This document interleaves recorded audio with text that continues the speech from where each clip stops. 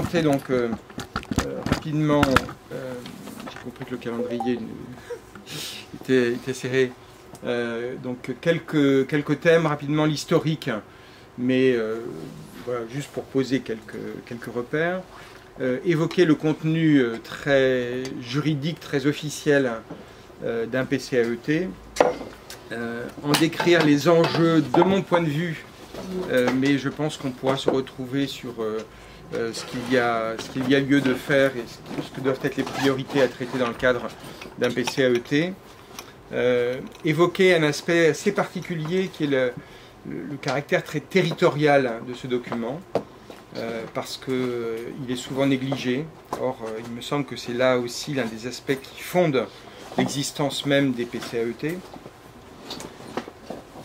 Un message plutôt envoyé au monde associatif, en quelque sorte, du point de vue d'un responsable d'autorité environnementale, c'est d'essayer de se concentrer sur l'essentiel, comme je le disais, sur ce qui peut faire levier sur un territoire, parce qu'un PCAET, ça embrasse beaucoup de sujets, beaucoup d'acteurs, en principe, doivent y contribuer. Bon, là aussi, dans la façon de formuler des critiques, de savoir là où il faut vraiment insister, je pense qu'il y a une forme de hiérarchisation à entreprendre, et je vous donnerai quelques pistes, encore une fois de mon point de vue, sur ce qui peut être fait.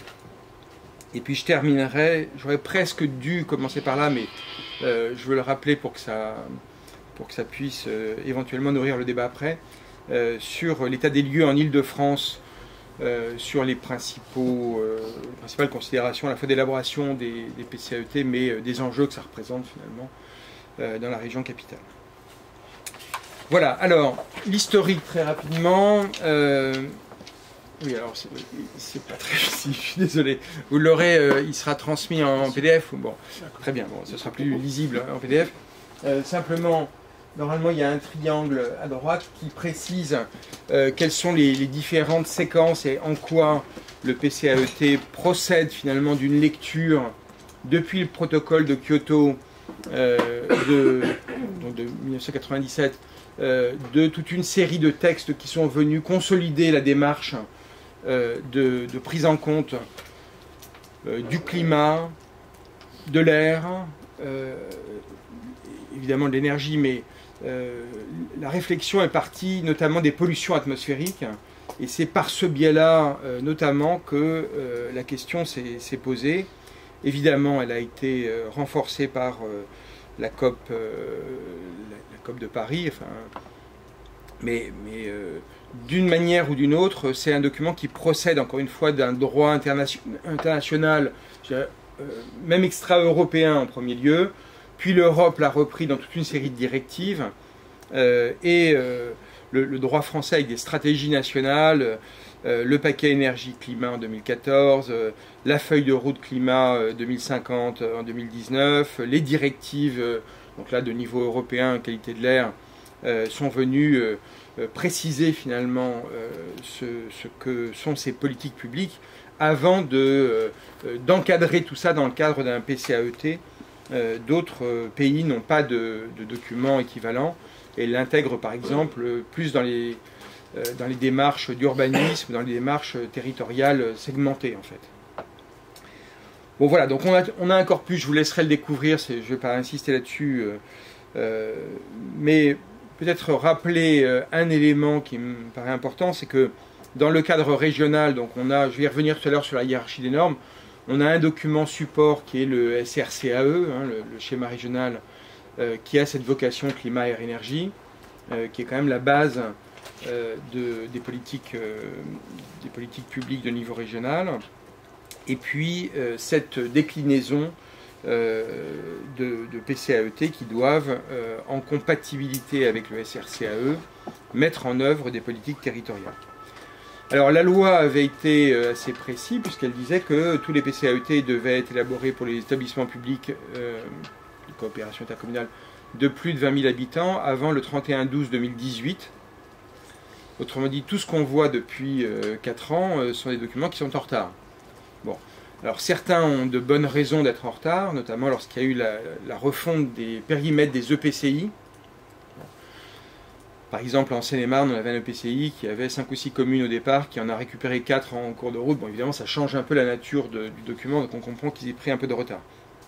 Mais globalement, en tout cas sur les établissements publics territoriaux et sur toute une partie des établissements qui sont restés stables, on va le dire comme ça, le retard n'est pas acceptable. Alors on commence depuis quelques semaines à le dire, nous, dans nos avis, en commençant à brocarder ceux qui sont en retard, pour signifier que l'échéance légale n'est pas respectée, mais souvent le degré d'avancement des PCAET est tel qu'on se demande s'ils ne viennent pas de découvrir finalement qu'il y a une obligation légale, parce que je vais l'expliquer tout à l'heure sur le programme d'action, ils ont manifestement pas entrepris le début de ce que devrait être une réflexion préalable à l'élaboration du PCAET.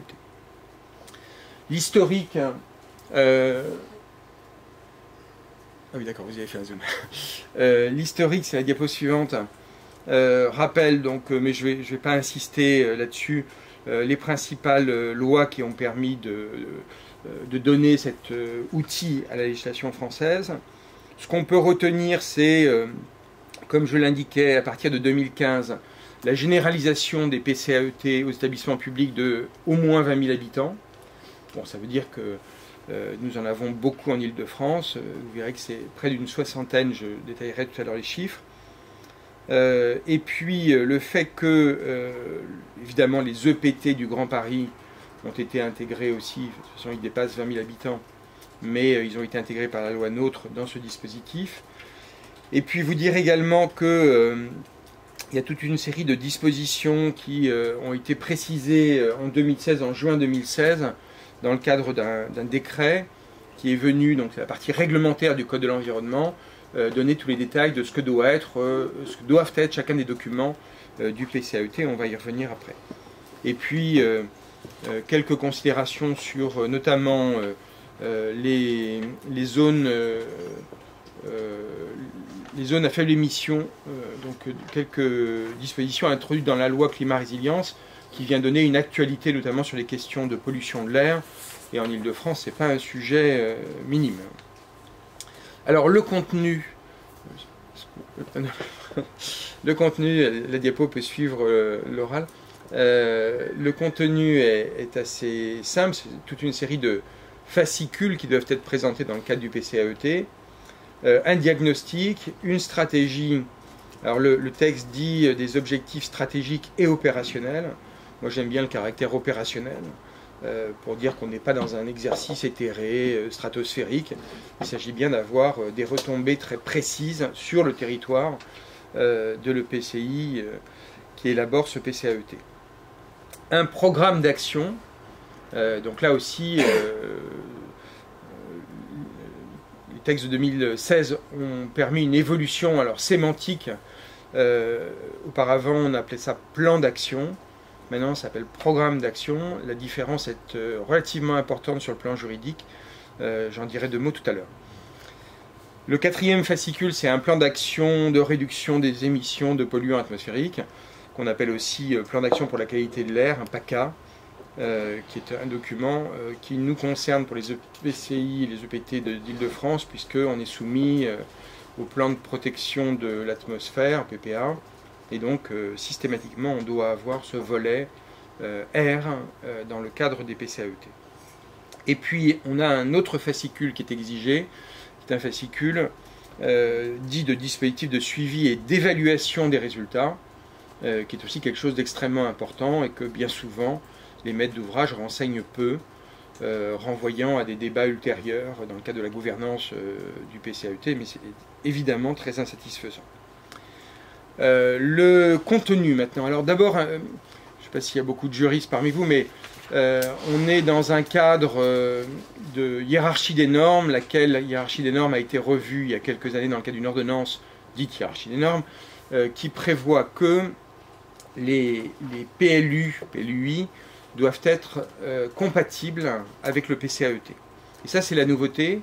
Avant, nous étions dans un lien de prise en compte. Bon, prise en compte, ça veut dire qu'on n'est pas complètement hors sol, quoi. On n'est pas complètement à côté du sujet. La compatibilité, ça veut dire qu'on s'inscrit quand même dans les orientations et objectifs du PCAET. Donc ça donne une force à ce document qu'ils n'avaient pas jusqu'à il y a 2 ans. Et donc ça rend plus intéressant encore l'exercice qui est mené dans le cadre des PCAET qui sont en cours d'élaboration, de pouvoir penser, voire obliger les élus à créer ce lien, cette articulation entre documents d'urbanisme et PCAET. Et on verra que le bas blesse, parce qu'évidemment les élus n'ont pas envie de se fixer des objectifs qu'ils ne pourraient pas, auxquels ils ne pourraient pas répondre dans le cadre de leur politique territoriale. Chacun veut rester maître chez lui, bien souvent quand il n'y a pas de PLUI. Bon, et puis il y a aussi parfois la volonté de ne pas poser des contraintes à des entrepreneurs ou à des particuliers qui voudraient rénover et autres. Bon. Donc on est dans un exercice où ce lien-là n'est, de mon point de vue, pas encore vraiment établi dans le cadre des PCAET. Hein, c'est-à-dire que moi je plaide pour qu'il y ait un fascicule dans le PCAET qui dise précisément quelles sont les dispositions qui doivent être intégrées dans les PLU. Mais ce n'est pas le cas du tout. Hein, j'y reviendrai aussi quelques instants après. Alors vous avez le schéma qui donc a été publié par l'Institut Paris Région pour montrer la simplicité du dispositif. Bon, on voit, alors, hop, voilà ici, voilà, on voit le PCAET ici, son lien de compatibilité lui-même avec le plan de protection de l'atmosphère, et puis le SRCAE, le document régional dont je parlais, et puis l'obligation pour les PLU qui sont ici, qu'on ne voit pas bien, d'être en compatibilité avec le PCAET. Hein, donc cette hiérarchie des normes a été refondue il y a quelques années, et aujourd'hui elle donne vraiment matière à dire le PCAET est un document important. Avant il était un peu marginalisé, un peu considéré comme de côté au regard des politiques un peu traditionnelles que sont les PLH ou les PLU. Maintenant il fait partie de cette galaxie de documents stratégiques qui, normalement, si on voulait, vous avez un rôle extrêmement important dans ce sens, pourrait vraiment modifier les politiques publiques de niveau territorial. Autre élément sur le contenu, ben, le PCAET, c'est avant tout un document intégrateur de politique publique. C'est-à-dire que il peut parler de beaucoup de sujets, et c'est ça, d'une certaine manière, notre chance. C'est-à-dire qu'il peut parler de mobilité, il peut parler d'énergie, il peut parler évidemment de consommation d'espace, il peut parler de l'industrie et de son avenir, de l'avenir du tertiaire. Enfin, on a une plasticité de ce document dès lors qu'on se résout à traiter des questions que la loi impose au PCAET, donc les questions de réduction notamment des émissions et de réduction des consommations, de progression des ENR. On est libre finalement dans un PCAET d'organiser finalement les secteurs sur lesquels on va essayer d'avoir une influence et qu'on aura diagnostiqué dans le cadre de la première étape sur laquelle je vais revenir. Autre élément peut-être d'analyse, c'est peut-être rappeler un peu à quoi sert ce document. L'objectif, parmi les objectifs, il y a la réduction des émissions de gaz à effet de serre. Hein, donc il doit traiter de cette question-là de manière approfondie. Il doit contribuer à diminuer les consommations d'énergie, favoriser la qualité de l'air, donc il y a un côté santé publique, et pas simplement analyse globale, un peu techno, des grandes considérations sur les politiques publiques. Il doit être finalement le document, j'allais dire presque le seul document pour des élus locaux, pour l'adaptation au changement climatique. Et c'est un point important parce que il faut les contraindre. Je le dis, moi j'ai été élu 30 ans de ma vie, hein, donc, et 12 ans comme maire, donc je sais ce que les élus ne veulent pas faire. Le changement climatique, moi j'en discute souvent avec des élus, bon, c'est quelque chose qu'ils ont un peu du mal à percevoir sur leur territoire. D'abord parce que c'est contraignant, ça oblige à des changements de politique qui n'avaient pas forcément prévus dans leur programme électoral, mais c'est aussi une obligation de repenser totalement des politiques publiques. Alors, ils le font souvent à la marge, pas simplement en greenwashant, mais parce que voilà, ils ont un début de conscience. Mais sur l'essentiel, bien souvent, ils ne se posent pas la question. Donc le PCAET, c'est aussi l'occasion de les faire réfléchir à ces questions-là. Et à finalement venir un peu les bousculer sur leurs certitudes et à les obliger finalement à changer le logiciel pour penser l'avenir et pas simplement avoir une espèce de poursuite de l'activité très classique des élus, de développeurs de logement, de développeurs d'activités économiques et d'embellissement de leur place publique. Bon, voilà, il y a d'autres enjeux qu'il faut réussir à leur faire toucher du doigt. Point important, donc, les PCAET sont parmi ce qu'on appelle les plans-programmes, reconnus par la directive européenne plan-programme. Donc, ils font l'objet d'une évaluation environnementale systématique, c'est-à-dire qu'ils doivent passer sous les fourches codines de la mission régionale d'autorité environnementale, laquelle va rendre un avis qui servira dans les procédures de consultation du public. Et qui, accessoirement, mais ce n'est pas le moindre enjeu, permet au maître d'ouvrage d'avoir un premier avis sur son document et éventuellement, s'il en est disposé, à le corriger avant l'adoption finale.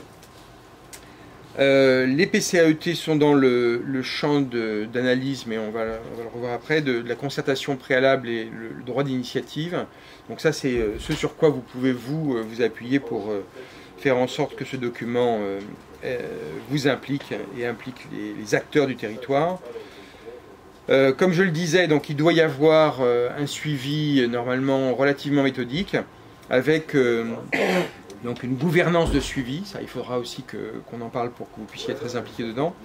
Et puis, la loi prévoit que le PCAET doit être mis à jour tous les 6 ans. Alors, la diapo suivante. Vous voulez me laisser la souris si le fil est assez long ? Comme ça. Ça vous permet de vaquer. Vous suivre. Merci beaucoup. Oula. Ça va revenir.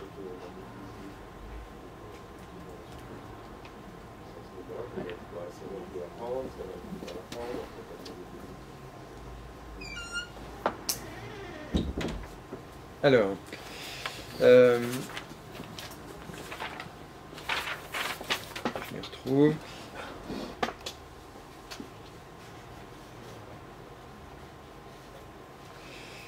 Voilà, alors, la phase de diagnostic, je pourrais même reprendre, pardon. Voilà. La phase de diagnostic, donc ça c'est la première, finalement c'est le premier volet, le premier fascicule du PCAET. Ça consiste à examiner de manière, en principe très technique, toute une série de considérations. Alors le texte de loi organise finalement un diptyque entre le constat sur les émissions de gaz à effet de serre, sur les énergies renouvelables, sur toute une série de domaines, entre le constat et le potentiel du territoire. Alors ça c'est extrêmement intéressant, parce que le potentiel du territoire tel qu'il est diagnostiqué par le bureau d'études nous permet quand même de questionner les élus sur la mobilisation du potentiel. Et ça, c'est vraiment essentiel. C'est l'intérêt, moi, je trouve, de ce document, de poser les bases d'un débat qui doit intervenir et qui peut être extrêmement intéressant. Donc, on l'a sur toute une série de considérations, les émissions de gaz à effet de serre, la séquestration du CO2, la consommation énergétique finale, la présentation des réseaux pour pouvoir les développer sur le territoire, etc., etc., les ENR et tout ce que vous voyez est inscrit dans cette reprise du code des collectivités, du code de l'environnement. Deuxième élément, je vais relativement vite, mais vous l'aurez dans le diapo, le texte de loi et donc sur chacune des diapos, et puis vous pouvez vous y référer. Deuxième document, la stratégie. Alors là, c'est un document qui, de notre point de vue, est intéressant parce qu'il permet déjà d'avoir une première vision de ce que les élus veulent faire sur leur territoire. Même si, je vais vous l'expliquer, je pense que c'est un document qui est carencé en quelque sorte par le cadre dans lequel il est amené à s'exprimer. Alors, qu'est-ce que dit la stratégie ? Donc, elle précise les priorités, les objectifs du territoire et donc doit prendre en compte toute une série de considérations. Simplement, ce qui est intéressant dans le texte, c'est qu'il dit on doit intégrer le coût de l'action et le coût de l'inaction. Hein, donc ça, c'est aussi intéressant pour pouvoir dire au final aux élus, enfin on le verra tout à l'heure, mais quand on fait la somme des actions que vous envisagez, finalement vous êtes quasiment dans la stratégie de l'inaction. Et c'est assez souvent le cas, hein, malheureusement. Donc, c'est intéressant de les questionner sur la stratégie véritablement mise en œuvre et ce qu'elle apporte au territoire. C'est ça l'enjeu. Donc voilà, la stratégie, alors elle doit reprendre ce qui était dans le diagnostic, c'est-à-dire les gaz à effet de serre, le stockage de carbone, la consommation d'énergie finale, les énergies renouvelables, etc. Et donc, doit finalement exprimer comment les élus prévoient la déclinaison de leur stratégie sur le territoire. Alors, de ce point de vue-là, le texte de loi nous donne des échéances qui sont les échéances des documents supports au niveau national, la PPE au niveau énergétique, la SNBC, donc la stratégie nationale bas carbone pour tout ce qui est émissions de CO2, et les différents autres documents sectoriels qui permettent de cadrer finalement l'exercice. En général, la présentation est faite sur 2 pas de temps, je vais y revenir tout à l'heure, un pas de temps à 2030 et un pas de temps à 2050. L'exercice est intéressant parce que 2050, c'est un moment, c'est une échéance où très peu d'élus qui sont en poste seront encore là. Bon, c'est pas que je ne veuille pas qu'ils soient renouvelés dans leur mandat, mais même les considérations d'âge font que voilà, c'est pas toujours très simple. Et qu'on ne reste pas heureusement éternellement élu. En tout cas, il faut le souhaiter pour la démocratie. Et donc ça veut dire qu'en fait, ils peuvent, si on les incite, si on les aide, ils peuvent sortir de leur contexte et penser l'avenir du territoire d'une manière plus saine que la réélection. Moi, quand je vois des anciens collègues maires, souvent je les questionne sur c'est quoi ton horizon? Et l'horizon d'un élu, c'est jamais 3 mandats après, quoi, hein. C'est toujours, dans le meilleur des cas, finir ce mandat, parce qu'on espère toujours le finir quand on a commencé, et puis être élu. Mais on ne se pose jamais la question de la vision à très long terme. Bon. Donc là, ça permet de le faire. Bon, mais alors l'exercice tel que nous le constatons, il est biaisé parce que, évidemment, le législateur a voulu des échéances qui sont évidemment en lien et en articulation avec les stratégies européennes de 2050, le ZAN, le ZEN. Bon. Donc, évidemment, tous les PCAET se disent, nous disent, en 2050, on va être hyper vertueux. Vous l'imaginez, ça ne les engage pas. Ils ne seront pas là. Hein, bon. Donc, c'est intéressant de dire qu'il faut construire cette trajectoire, parce que finalement, le PCAET, c'est un outil d'une trajectoire. Donc, c'est intéressant de construire la trajectoire. Simplement, il faut regarder si elle est crédible, si elle mobilise bien les bons leviers, si elle est réaliste. Et puis, après, essayer, c'est l'exercice le plus compliqué, de faire que le PCAET soit la première brique de la trajectoire. Les premières 6 années qui vont construire et qui vont déjà orienter la transition. Et c'est ça l'enjeu. Donc l'échéance 2030, elle nous permet déjà de regarder si véritablement il y a une inflexion qui est engagée. C'est ça l'intérêt. Et d'essayer de faire en sorte qu'on aille le plus possible vers l'inflexion prévue par le législateur, voire même qu'on la dépasse, ce qui serait bien. Qui est plus rare.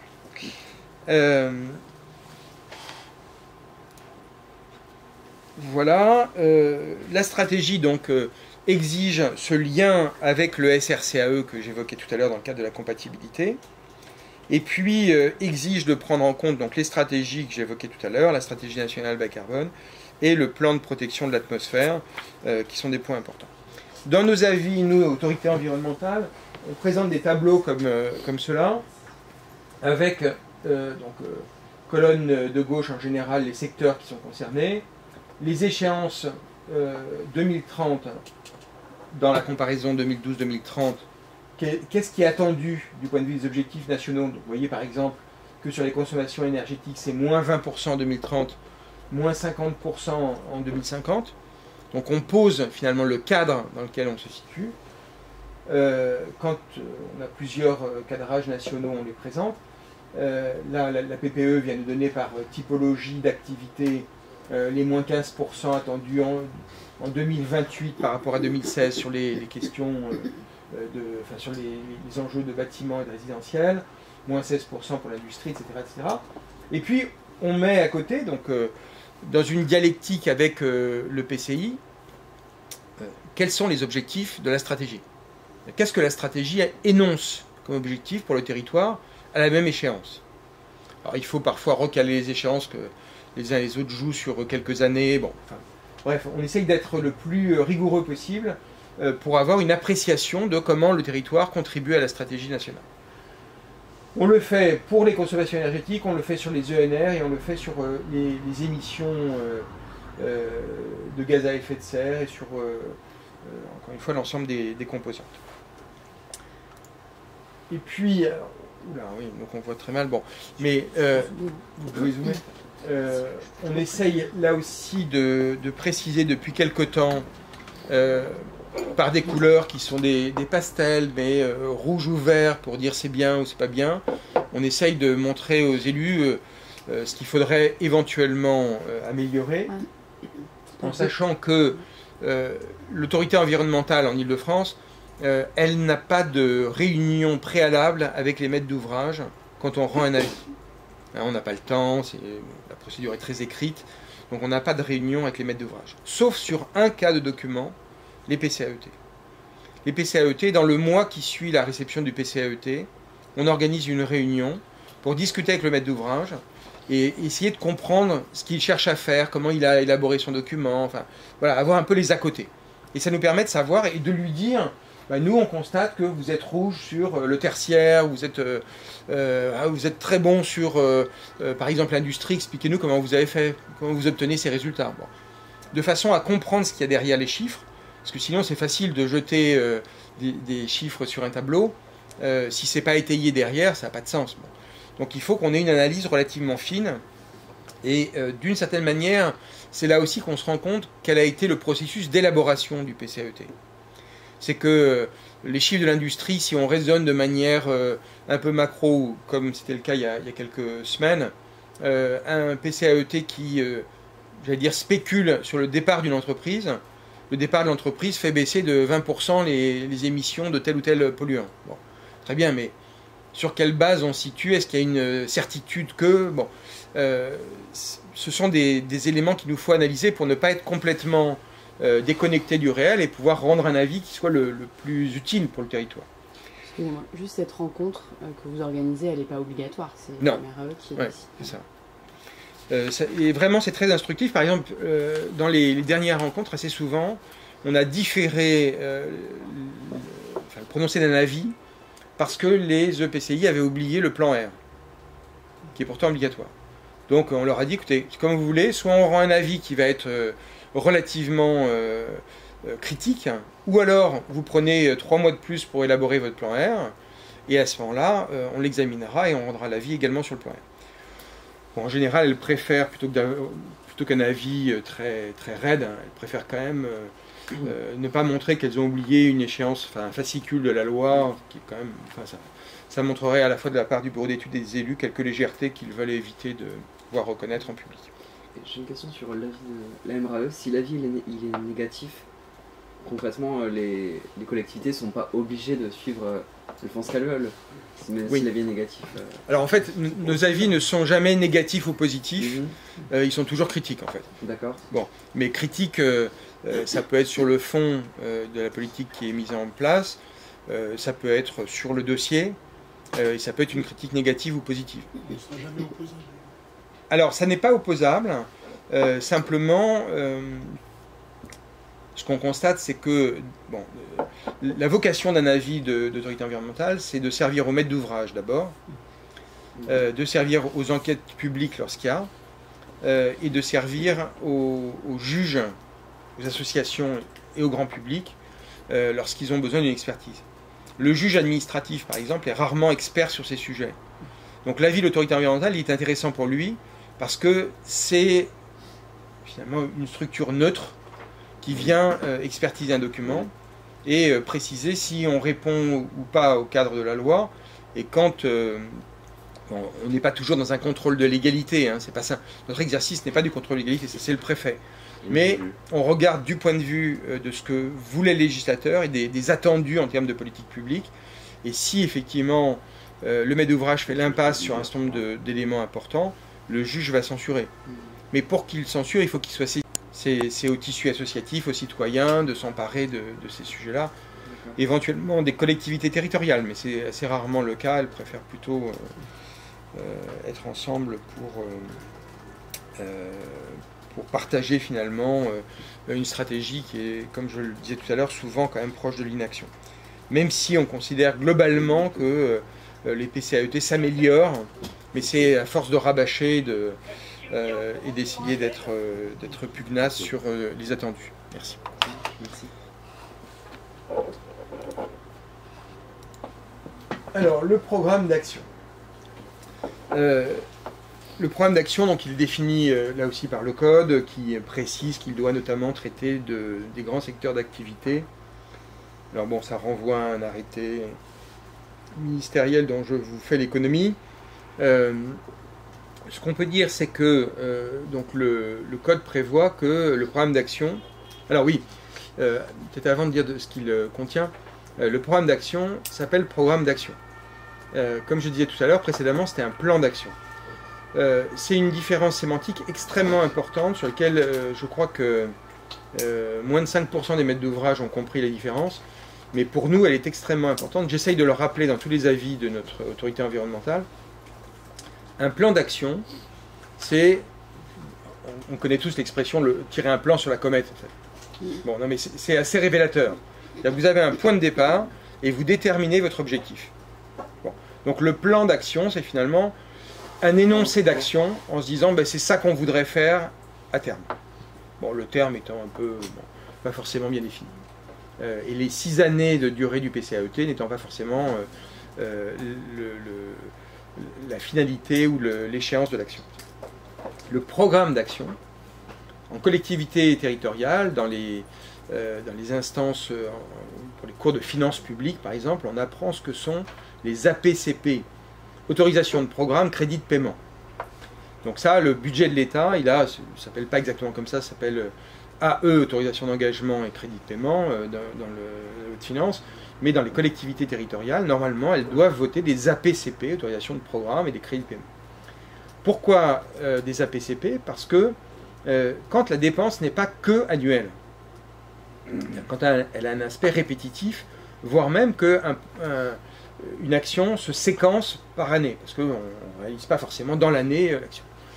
Eh bien, il faut engager des crédits pour qu'on ne puisse pas, l'année d'après, retirer finalement un bout du plan qui doit être engagé. Donc si par exemple, pour imaginer le propos, vous décidez de construire, ce que je ne cherche pas à promouvoir, un pont sur la Seine, si la première année vous posez les fondations et que la deuxième vous deviez mettre le tablier, si évidemment le budget de l'année 2 retire les crédits pour le tablier, vous n'aurez pas construit l'ouvrage. Bon. Eh bien la logique des APCP c'est ça. Donc quand on détermine des actions dans le cadre d'un document pluriannuel, normalement les actions doivent être liées à une programmation financière, programmation budgétaire. Dans très très peu de PCAET, on trouve ce lien, alors que c'est un engagement. Quand le législateur est passé d'un plan d'action à un programme d'action, ça veut dire qu'il a dit, mais vous devez être suffisamment concret pour qu'il y ait un engagement de la collectivité territoriale à réaliser son PCAET.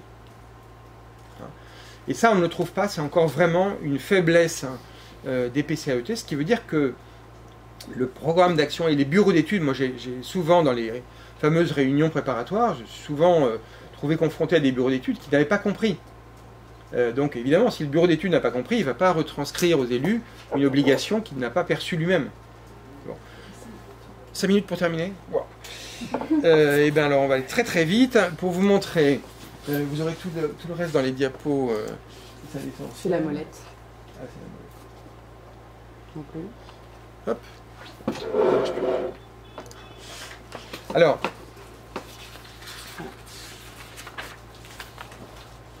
voilà, on peut passer, vous verrez tout ça, c'est des... voilà, non, alors, revenez sur ce tableau-là. Juste pour vous expliquer ce qu'on fait qui vous aide, c'est vraiment en pensant à vous qu'on a choisi de l'élaborer comme ça, c'est que dans nos avis maintenant d'autorité environnementale, on précise en annexe toutes les actions qui sont recensées dans le PCAET et dans le programme d'action. Alors, en général, au lieu d'avoir les lignes bleues, là, vous avez une seule ligne dans le PCAET. Et donc, nous, on va décortiquer ce que chaque famille d'actions veut dire. Et on l'analyse avec toute une série de considérations. Est-ce que par exemple des objectifs à long terme sont prévus? Est-ce que l'indicateur de départ est prévu? Quels sont les moyens en personnel? Quels sont les moyens budgétaires? Etc. etc. Et diapo suivante, puisqu'il faut aller vite. Le bilan est fait. Non, c'est encore un tableau. Voilà, juste là. Le total est indiqué en bas de notre avis, enfin de ce tableau, avec par exemple sur ce PCAET là, 5,15 ETP de mobilisés sur le PCAET, 1 700 000 € de mobilisés sur les 6 ans du PCAET, c'est pas énorme, ça fait 200 et quelques mille euros par an, et surtout à côté vous avez une ligne qui est assez redoutable et redoutée par les élus, c'est que nous mettons le nombre d'actions qui renvoient à des études ultérieures. Là par exemple, sur 110 fiches, vous en avez 55 qui renvoient à des stratégies ou à des études ultérieures. Autrement dit, ça veut dire qu'il n'y aura pas d'action. Bon. Et ça, c'est intéressant, parce que ça veut dire qu'ils n'ont pas... Enfin, que le PCAET est finalement un programme d'études, et pas un programme d'action. Hein? Donc ça, c'est important. Moi, je pense qu'ils sont hors des clous du législateur, enfin, posés par le législateur. Ils sont hors des textes. C'est-à-dire que, normalement, c'est un programme d'action, pas un programme d'études. Et ça, c'est très important de les sensibiliser là-dessus. Je vais très vite. Le plan R, donc ça c'est l'étape suivante. Vous aurez toutes les considérations, mais dorénavant, donc, depuis la loi Climat Résilience, le plan R a l'obligation de traiter des ZFE. Ce qui est donc les zones à faible émission doivent être traitées dans une étude d'opportunité pour savoir si une ZFE doit être mise en œuvre ou pas. Pour l'instant, ce qu'on a vu arriver très récemment, c'était à chaque fois non, pas besoin de ZFE. Bon, et avec des justifications qui sont quand même très très moyennes. En général, elles renvoient vers le programme d'action en disant mais nos actions sont tellement vertueuses qu'on peut se passer de ZFE. Bon, ce qui n'est pas du tout le cas, et dans la mesure où ce n'est pas programmé, de toute façon, ça n'a pas de consistance. La diapo suivante sur le dispositif de suivi d'évaluation, c'est un point important du contenu du PCAET. Il faut qu'il y ait une gouvernance de suivi d'évaluation des résultats. Donc normalement, par année, on doit savoir quel objectif on a et comment on organise les choses. Diapo suivante. Alors, des éléments importants pour vous, là, en termes d'action. Le PCAET est un document territorial, donc il est important qu'il traduise, même au niveau infra-territorial, presque à la commune ou parfois au segment de commune, des enjeux qui sont spécifiques. Il doit s'inscrire évidemment dans les stratégies nationales, j'ai déjà dit. Il doit responsabiliser les élus et les acteurs de proximité et doit contribuer à l'accélération d'un certain nombre de politiques publiques qui sont pour l'instant plutôt défaillantes. Alors comment on peut avancer par rapport aux élus? Le PCAET est un document beaucoup plus globalisant et beaucoup plus robuste qu'un PLU sur les questions environnementales. Le PLU, il reste un document d'urbanisme pour la plupart des élus. Donc on a du mal à lui faire dire d'autres choses, sur les mobilités, etc. C'est compliqué. Le PLH, il est basé sur la construction en Ile-de-France, sur les 70 000 logements à construire. Donc il traite peu des questions qui nous intéressent sur le plan environnemental. Les schémas d'assainissement, c'est des documents très techniques. Bon. Donc le PCAET, il a sa place dans cette galaxie pour essayer de dire des choses qui sont beaucoup plus importantes. Dans le cadre des acteurs qu'on peut mobiliser, il y a les forces vives économiques et puis le tissu associatif et les citoyens. C'est un point important. Je vais aller très très vite. Juste pour rappeler, l'ensemble de ce graphique montre ce qu'est le territoire. Le PCAET, ce n'est pas simplement le document de l'EPCI. C'est ça qui est important. C'est le document de l'EPCI, parce que c'est l'EPCI qui l'adopte in fine, mais c'est un document qui doit inclure l'action des communes, qui doit inclure l'action des administrations autres que territorialisées, que les collectivités territoriales, qui doit inclure l'action des entreprises, des acteurs publics, des acteurs économiques, des associations, des citoyens. Donc c'est en ça que le mode d'élaboration est très différent d'un PLU. Le PLU, on va se centrer sur les enjeux urbanistiques. Là, il s'agit de se dire, on va mettre en branle en quelque sorte tous ces acteurs pour arriver à un objectif qu'on doit partager. Donc c'est en ça que c'est un mode d'élaboration qui doit être très différent et qui... c'est à vous de porter cette exigence que les élus n'ont pas compris encore ça.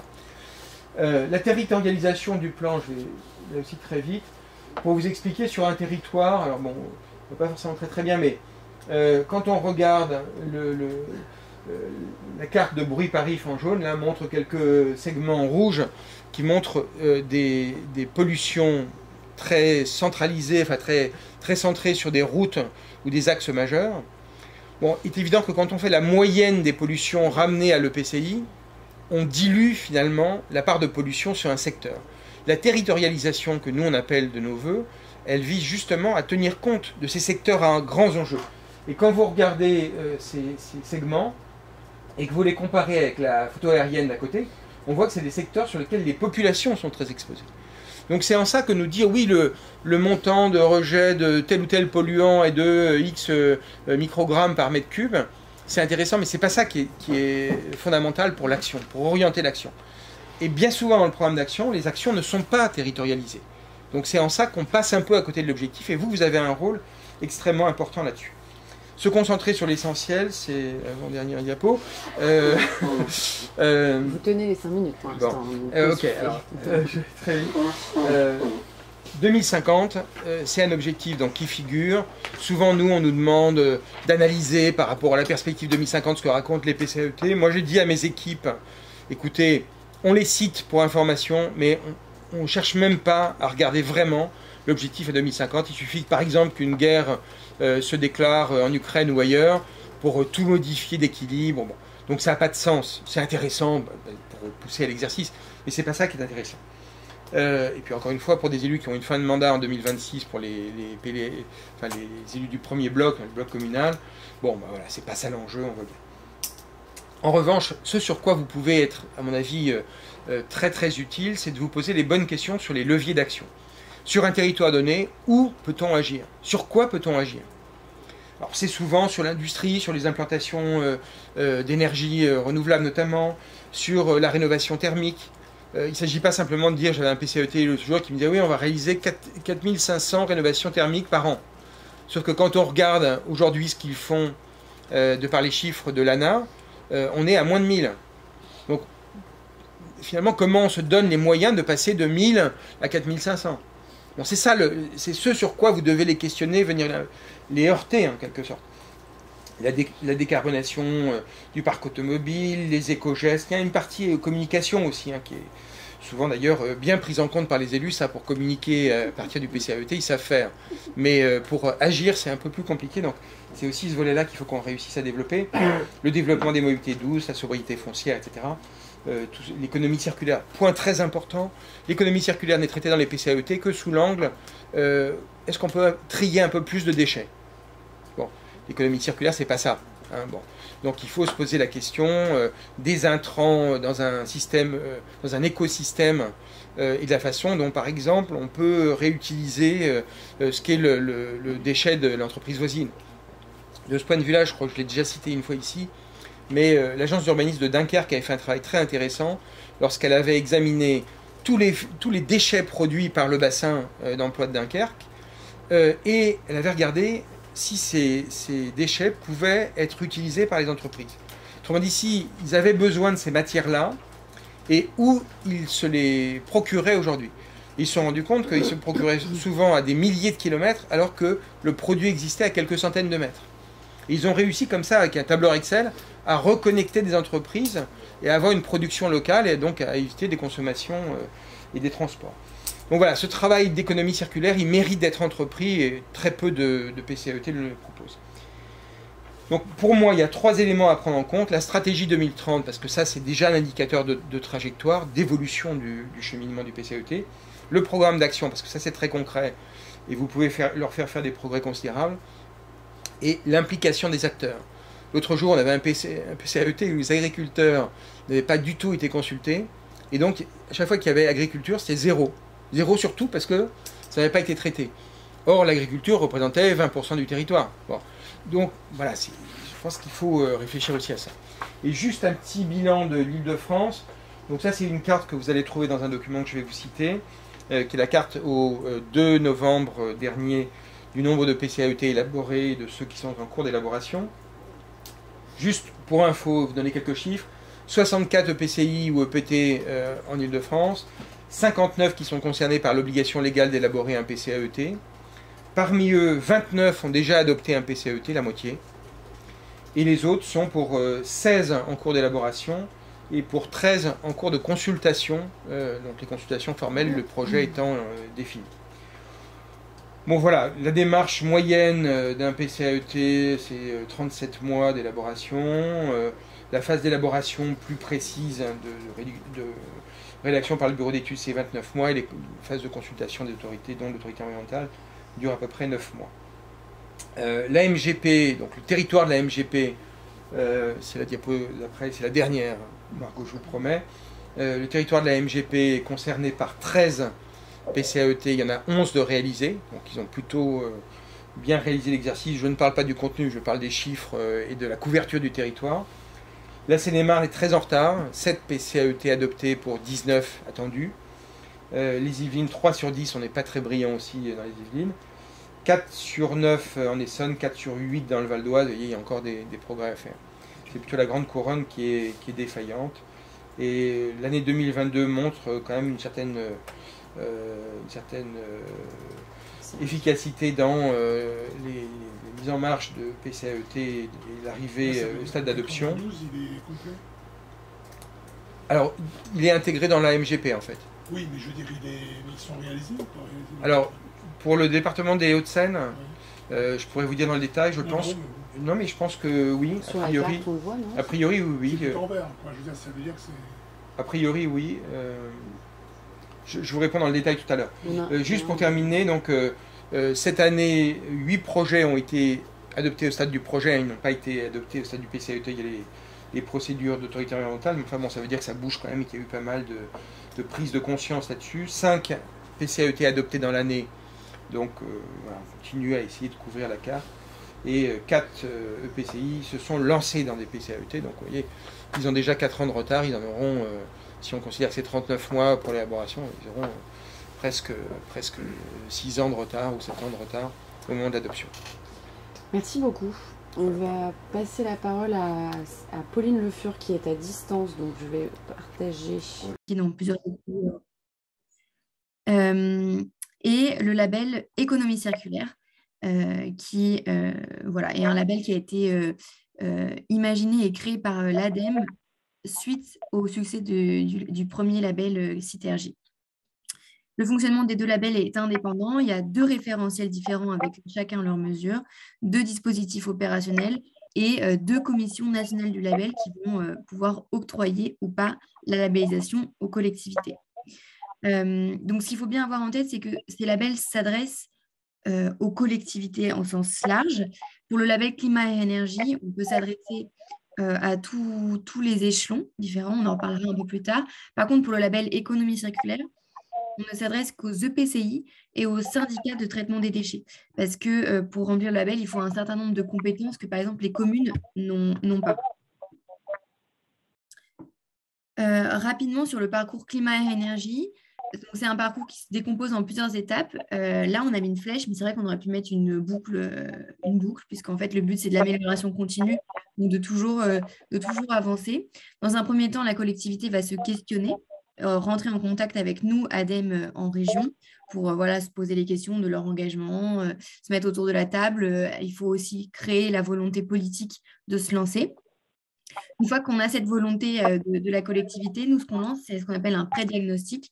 Donc, c'est pendant 2 heures, un conseiller qui est spécialiste du référentiel va venir sur la collectivité, faire une présentation avec l'ADEME et comme ça, on va pouvoir poser un peu toutes les questions, vérifier que la collectivité a les moyens de se lancer dans le programme parce qu'il faut quand même avoir un chargé de mission. Et voilà. Et à la fin de ce pré-diagnostic, l'ADEME va rendre un avis sur la possibilité pour la collectivité de se lancer dans le programme ou pas. À la suite de ça, la collectivité va recruter donc, ce qu'on appelle un conseiller climat, air, énergie.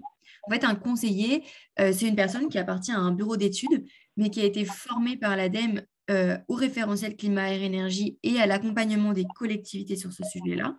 Il y a un nombre de conseillers qui est limité. Nous, on a une liste précise des conseillers qui sont, on pourrait dire, presque accrédités ADEME pour être conseiller climat et énergie. Et donc, la collectivité va lancer un appel d'offres pour recruter un conseiller sur cette liste pendant 4 ans.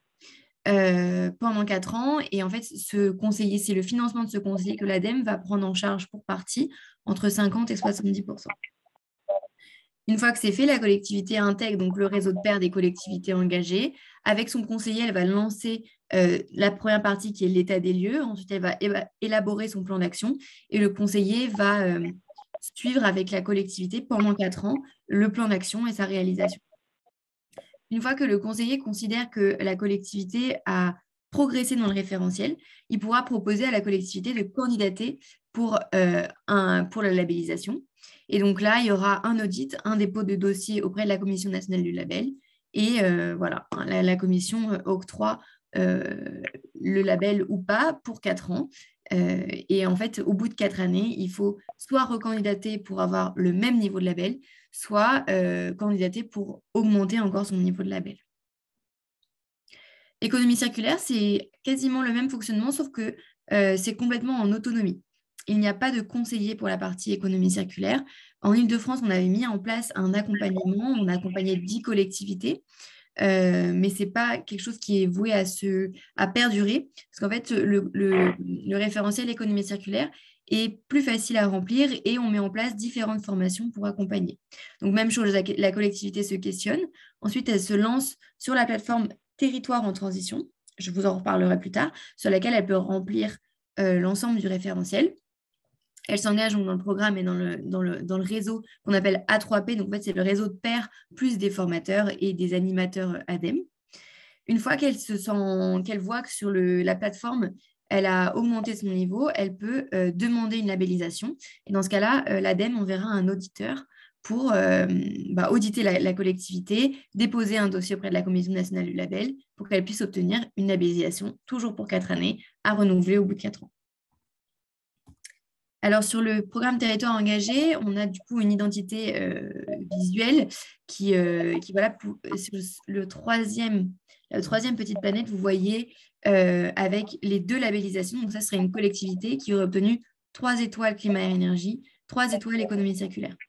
Et du coup, on a plusieurs façons de le présenter en fonction les choix de chaque collectivité engagée. C'est du coup un visuel qu'on peut afficher. Donc, c'est tout l'intérêt du label pour les collectivités, c'est de pouvoir aussi mettre en avant leurs engagements. Pour ceux qui connaissaient Citergy, il y a les équivalences avec l'ancienne notation. Mais donc, comme vous le voyez, les labels territoire engagé se font sur le principe de 5 étoiles. Donc, on part de 1 étoile et on peut aller jusqu'à 5 étoiles, le meilleur niveau. Et en fait, ce nombre d'étoiles s'obtient en fonction, entre guillemets, du taux de remplissage du référentiel. En fait, ce qui se passe, c'est qu'au début de rentrer dans la démarche, on prend le référentiel climat et énergie en l'occurrence, on regarde les compétences de la collectivité qui se lance dans le programme, on retire toutes les actions du référentiel que la collectivité ne peut pas réaliser puisqu'elle n'en a pas les compétences, et on obtient comme ça le 100% du référentiel. Et ensuite, plus la collectivité va mettre en place des actions qui sont dans ce référentiel, plus elle va pouvoir monter en taux de remplissage et donc demander à obtenir de plus en plus d'étoiles. Donc, lorsqu'on se lance dans le processus et qu'on fait son état des lieux, on obtient 1 étoile. Quand on remplit 35% du référentiel, 2 étoiles, 50%, 3 étoiles, jusqu'à, à partir de 75%, les 5 étoiles. Même dispositif pour économie circulaire, avec la même façon de trier le référentiel, d'avoir le taux de remplissage et le nombre d'étoiles ensuite. Alors là, c'est l'engagement des différentes collectivités en France. Alors, ce qu'il faut savoir, c'est que là, cette carte est de janvier 2022. Janvier 2023, parce qu'il y a eu un gros mouvement d'engagement de nouvelles collectivités avec les CRTE. Donc, du coup, au janvier 2022, on avait 263 collectivités engagées. Et donc, vous pouvez voir un peu celles qui sont un peu leaders avec 5 étoiles dans le programme. Donc, on voit Grenoble, Besançon, Lorient, Dunkerque, Brest, qui ont été vraiment les villes qui se sont engagées dans les débuts et qui, du coup, maintenant ont 5 étoiles. D'ailleurs, des villes et des... ça ne se voit pas forcément, moi aussi, on voit CU Dunkerque, mais il y a beaucoup de villes et de métropoles pour ces grosses villes. Par exemple, on voit Nantes et Nantes Métropole, Brest et ville et métropole. On a souvent le doublon qui se fait sur ce programme. En Île-de-France, pareil, la carte n'est pas tout à fait actualisée puisque alors là, c'est pas décembre 2021, ça doit être mars 2022 puisqu'elle a été actualisée depuis. Mais on en est à une vingtaine de collectivités engagées en Île-de-France. Et là, c'est le nombre par EPCI et non en comptant les communes, parce que certains EPCI sont engagés avec leurs communes en plus dans le processus. Et ce que je vais souligner aussi avec cette actualisation, c'est qu'on a eu notre première collectivité labellisée 3 étoiles pour climat et énergie, qui est la CA Paris-Saclay. Alors, les sites internet, j'ai commencé à vous en parler un petit peu tout à l'heure. Vous avez d'abord le site internet du programme qui présente les 2 labels. Donc, il suffit de taper Territoire engagé transition écologique. Vous pouvez retrouver une présentation du programme, des exemples de collectivités, des exemples de fiches Ils l'ont fait. Et puis, vous avez le deuxième site internet, Territoire en transition avec un s.fr. Et donc là, c'est la plateforme où vous pouvez trouver les 2 référentiels en ligne. Donc, vous pouvez créer un compte. Souvent, c'est quand même plus les collectivités qui créent des comptes. C'est vrai que j'ai jamais essayé sans être...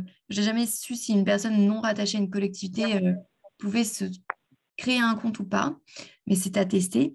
Et donc sur ce site, vous pouvez retrouver vraiment tous les référentiels. Et donc, en fait, vous pouvez cliquer sur un domaine, rentrer dans les actions, voir à peu près les actions. Et en fait, les collectivités peuvent remplir directement sur cette plateforme les actions faites, non faites ou programmées. Et du coup, comme ça, pouvoir avoir la visibilité sur leur plan d'action. Et puis, il y a aussi sur cette plateforme, vous pouvez trier, en fait, vous pouvez voir l'ensemble des collectivités qui sont engagées avec le nombre d'étoiles. Et du coup, ce qui est intéressant, c'est par exemple de mettre le curseur sur communes de moins de 50 000 habitants, région Île-de-France, et regarder ce qui est fait dans les autres, dans les collectivités concernées. Je vais rentrer un petit peu dans le détail de climat et énergie, mais pas trop non plus. Je vous laisserai aller voir si vous voulez en savoir plus sur les différentes plateformes. Mais en tout cas, ce qui, je pense, est intéressant pour vous, c'est de savoir ce qui est dans le référentiel climat et énergie. Donc, on a le référentiel est construit autour de ces 6 domaines. Donc, vous voyez ici les 6 blocs, avec donc la planification territoriale, le patrimoine, toutes les questions d'approvisionnement, la mobilité, l'organisation interne et la coopération et la communication. Dans chacun de ces domaines, vous trouvez donc des sous-domaines et des actions détaillées par sous-domaine. Et c'est ça que vous pouvez du coup voir sur la plateforme. Ça, c'est le résumé de ce que je vous ai déjà expliqué sur le conseiller, avec vraiment ce suivi pendant les 4 années du conseiller qui est un peu au cœur du dispositif pour être là en appui du chargé de mission dans la collectivité et de la collectivité. L'ADEME, du coup, je vous le disais, peut accompagner le financement du conseiller jusqu'à 70%. Le coût moyen du conseiller, c'est 31 000 € pour 4 années. Donc, on applique les 70% sur le 31 000. En Île-de-France, on a dû mettre des critères à l'accompagnement des différentes collectivités du fait de la taille de la région. Donc, on accompagne les EPCI seuls. On accompagne les villes de plus de 50 000 habitants aussi de façon individuelle. On peut accompagner les EPCI plus des communes de l'EPCI.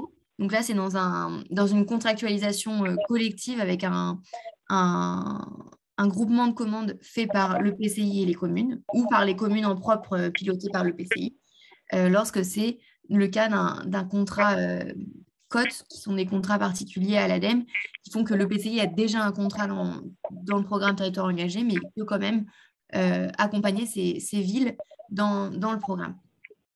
Et du coup, on ne peut pas accompagner les villes seules de moins de 50 000 habitants. On ne peut pas, au cours d'une contractualisation collective, rajouter un nouveau bénéficiaire. Il faudra attendre 4 années pour qu'il y ait une nouvelle ville ajoutée. Et on ne peut pas non plus accompagner les villes dont le PCI n'est pas engagé. Là, c'est tout ce que je vous ai un peu décrit tout à l'heure. C'est vrai que c'est des slides qui sont plus en direction des chargés de mission et des collectivités. Si vous avez des questions, n'hésitez pas à me les poser après, je préciserai un peu plus en détail. Sur la partie économie circulaire, donc on est un peu sur le même principe, puisque comme je vous disais, c'est l'ADEME qui a créé ce label un peu sur le modèle de celui de Climat et Énergie européen, avec cette volonté d'avoir un accompagnement technique des collectivités, le référentiel qui sert de boîte à outils et un label toujours pour accompagner les collectivités dans leur visibilité.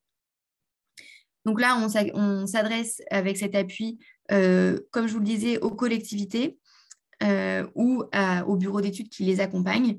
Et on les accompagne vraiment sur cette politique économie circulaire qui n'est pas toujours comprise par les EPCI au sens large. Donc l'idée du référentiel, c'est de vraiment aborder tout le prisme économie circulaire pour voilà, leur mettre en visibilité tout ce qui peut être fait sur cette thématique.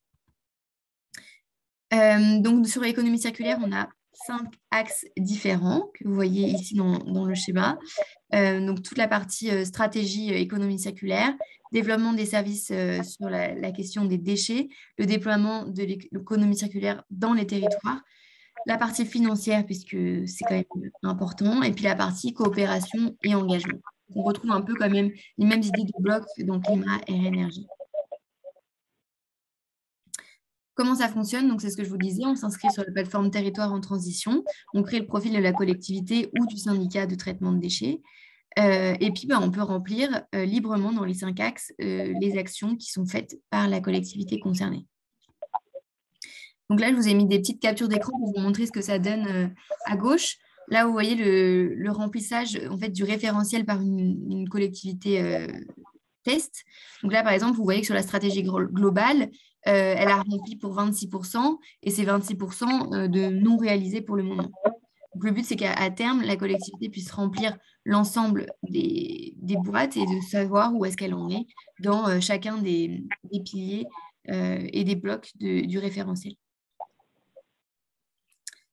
Dans le dispositif économie circulaire, on a aussi donc, du coup, toute une partie formation dont je vous parlais tout à l'heure. Donc, on a une formation appropriation au référentiel économie circulaire. On a une deuxième formation concevoir et animer un plan d'action territoriale économie circulaire. Et puis, ça permet aussi d'intégrer le réseau de pairs et d'échanger avec des collectivités qui s'engagent sur les mêmes sujets. En Ile-de-France, on a mis en place ces deux formations en début d'année dernière et on devrait refaire des sessions en début 2023, premier trimestre 2023. Même principe avec la labellisation dont je vous parlais, les 5 paliers, la commission indépendante et l'auditeur réalisé par un expert envoyé par l'ADEME et financé par l'ADEME. La dernière chose dont je voulais vous parler, c'est 3 dates que vous pourrez transmettre peut-être aux élus et aux chargés de mission des collectivités que vous connaissez sur vos territoires, parce qu'on met en place là tout un cycle de formation sur les politiques de transition écologique des territoires. Donc, c'est des formations qui sont gratuites pour les collectivités, donc agents et élus. On a donc 3, une le 9 janvier 2023, agir pour redynamiser la transition écologique dans mon territoire. On a le 19 janvier, animer ma politique de transition écologique sur mon territoire. Et le 26 janvier, évaluer la mise en œuvre de ma politique de transition écologique, enjeux et opportunités. À chaque fois, ce sont des formations de 2 heures en visio. Et les inscriptions se font en ligne sur le site. Donc, vous avez le lien en bas, mais sur une barre de recherche classique, il suffit de taper ADEME formation et on retrouve toutes les formations ADEME. Et donc, il suffit de saisir soit l'intitulé de la formation, soit le code que j'ai laissé là en haut, Transi 06, Transi 05 et Transi 04, pour retrouver l'ensemble de ces formations. Voilà, j'en ai fini pour ma présentation.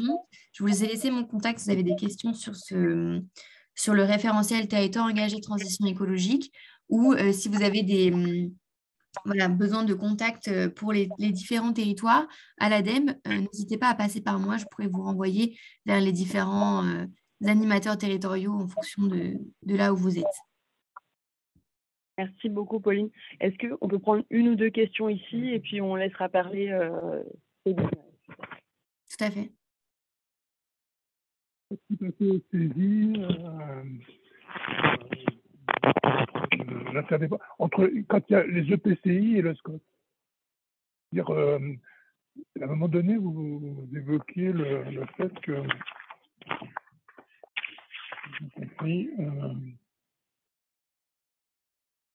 je veux dire, à un moment donné, le PCI, il peut transférer sa compétence en matière d'évaluation ou de label, je sais pas. J'ai pas tout à fait saisi par rapport au code. Le code, donc C'est c'est le code, c'est un contrat particulier qui a été signé par certains EPCI avec l'ADEME pour avoir un accompagnement financier sur 4 années aussi. Et du coup, c'est des collectivités enfin des EPCI qui se sont déjà engagés dans le programme Territoire engagé transition écologique. Et donc, dans ce cadre-là, si ces territoires côtes veulent engager leur commune dans le programme, ils peuvent tout de même être pilotes de cette démarche, pour aider les communes à se rassembler autour du programme, faire un groupement de commandes, et comme ça, les villes peuvent s'engager dans le programme Territoire engagé avec pas le pilotage, mais voilà, la coordination faite par le PCI. Parce que sinon, si ce n'est pas un EPCI cote, on accepte que vraiment les groupements de commandes comprenant le PCI dans le même contrat.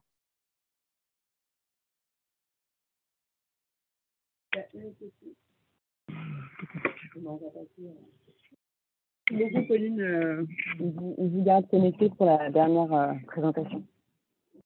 Très bien, merci beaucoup.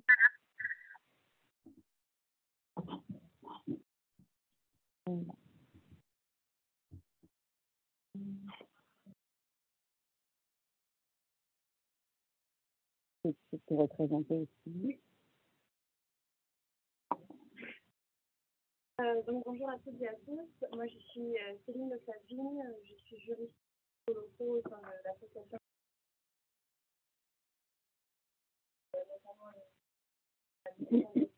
Notamment et dans ce cadre-là en fait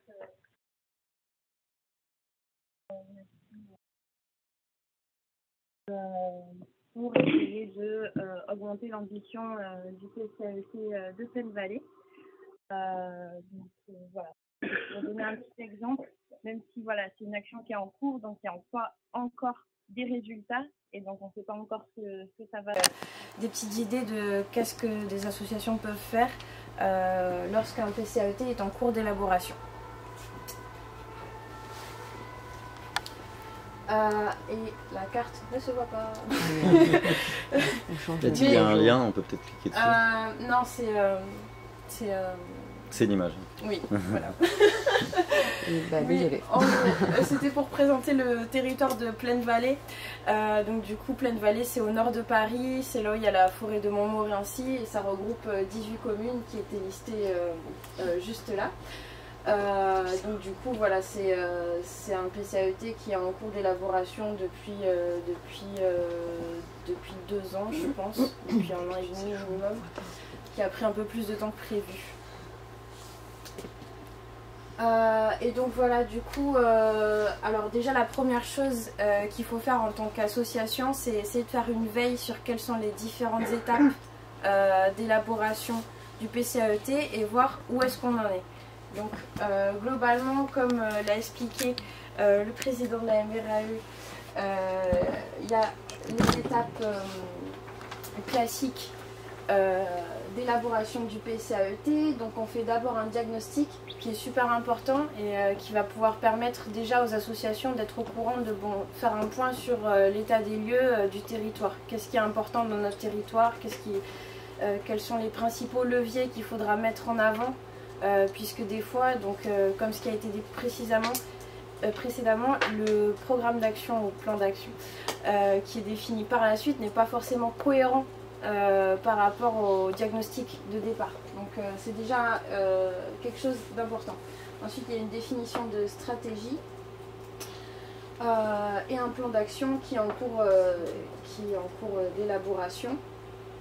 Et donc voilà, déjà dans la définition de ce plan d'action, il y a une phase de co-construction avec des concertations. Oui.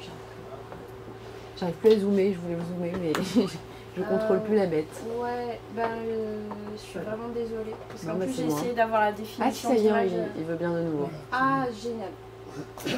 Trop bien. C'est le mystère. Ça vous permet de mieux voir. Très bien. donc du coup voilà, dans cette phase là, donc du coup il y a une phase voilà, de concertation, et ça aussi voilà, il y a une veille aussi à avoir, puisque en fait le PCI dans l'établissement public va définir les modalités de concertation. Donc là il va y avoir un arrêté qui va être pris, donc voilà, il faut bien lire cet arrêté, voir si toutes les modalités de concertation et de participation du public vont bien être respectées, bien être mises en place, et ça va vous permettre voilà, de vous impliquer le plus possible dans toutes les phases de participation du public et de prendre connaissance voilà, de tout le document et de tout ce qui va vous être présenté. Et du coup voilà, donc là en l'occurrence sur le territoire de Plaine-Vallée, ils ont mis en place des ateliers thématiques, donc sur les différentes thématiques, déchets, énergie, alimentation, à différentes dates. Et ils ont mis en place un espace d'appel à idées. Donc voilà, donc ça c'était en gros les deux modes de concertation dans la phase de construction en fait du plan d'action, programme d'action. C'est pas mon document, c'est le document de Plaine-Vallée. Mais je retiendrai du coup pour les prochaines fois.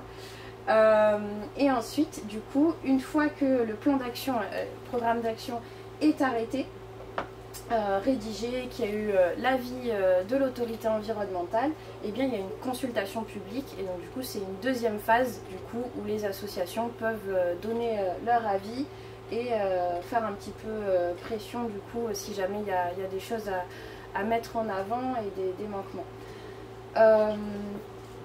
Ce qui est intéressant du coup c'est voilà, donc la phase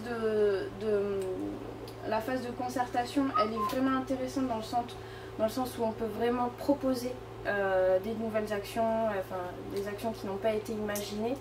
Et du coup je décrirai plus tard, mais là du coup dans cette phase-là, ce que notre groupe d'associations a décidé de faire, c'est d'aller le plus possible vers les élus pour essayer de eux les sensibiliser pour qu'ils soient plus impliqués qu'ils ne le sont en fait dans cette phase-là. Mais c'est plutôt tourné vers les élus de faire ces propositions et de les promouvoir plutôt vers eux pour qu'ensuite eux ils soient un peu plus impliqués dans les avis et les votes qu'ils vont émettre.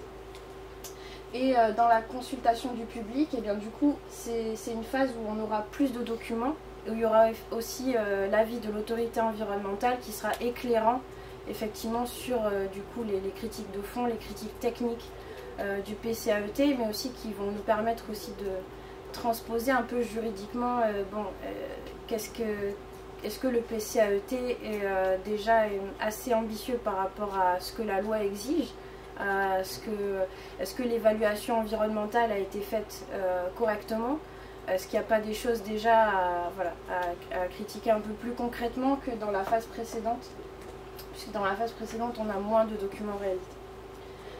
Et du coup, est-ce que je peux aller un peu à droite de l'image?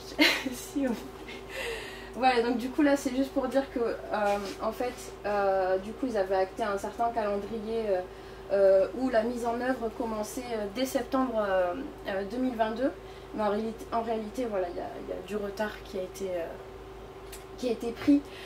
Donc là on prévoit voilà, une adoption plutôt au printemps 2023. Donc ça permet aux associations qui n'avaient pas trop le temps non plus d'avoir le temps de réellement faire une action plus intéressante et de prendre le temps d'être en contact avec tous les élus. Donc voilà, c'est peut-être un mal pour un bien, on verra ce qui se passe. Donc en ce qui concerne voilà, le PCAET de Plaine-Vallée, les associations qui se sont groupées à l'action, donc il y en a une dizaine. Donc voilà, elles sont là, Advocna, Greenpeace, FNE Île-de-France, Amis de la Terre, Val d'Oise, Fédération de l'usage de la bicyclette, SOS Vallée de Montmorency, les Amis de la... Oui, je l'ai déjà cité, Collectif Non OT4, le CPTG, Mieux se déplacer à bicyclette. Donc du coup, ça m'a permis d'observer, c'est l'avantage de regrouper plusieurs associations, ça permet de regrouper les spécialités de chacun. Donc il y avait le collectif Non OT4 et l'Advocnar par exemple qui était beaucoup plus sur la thématique de l'aérien, le CPTG beaucoup plus sur la thématique de l'artificialisation des sols,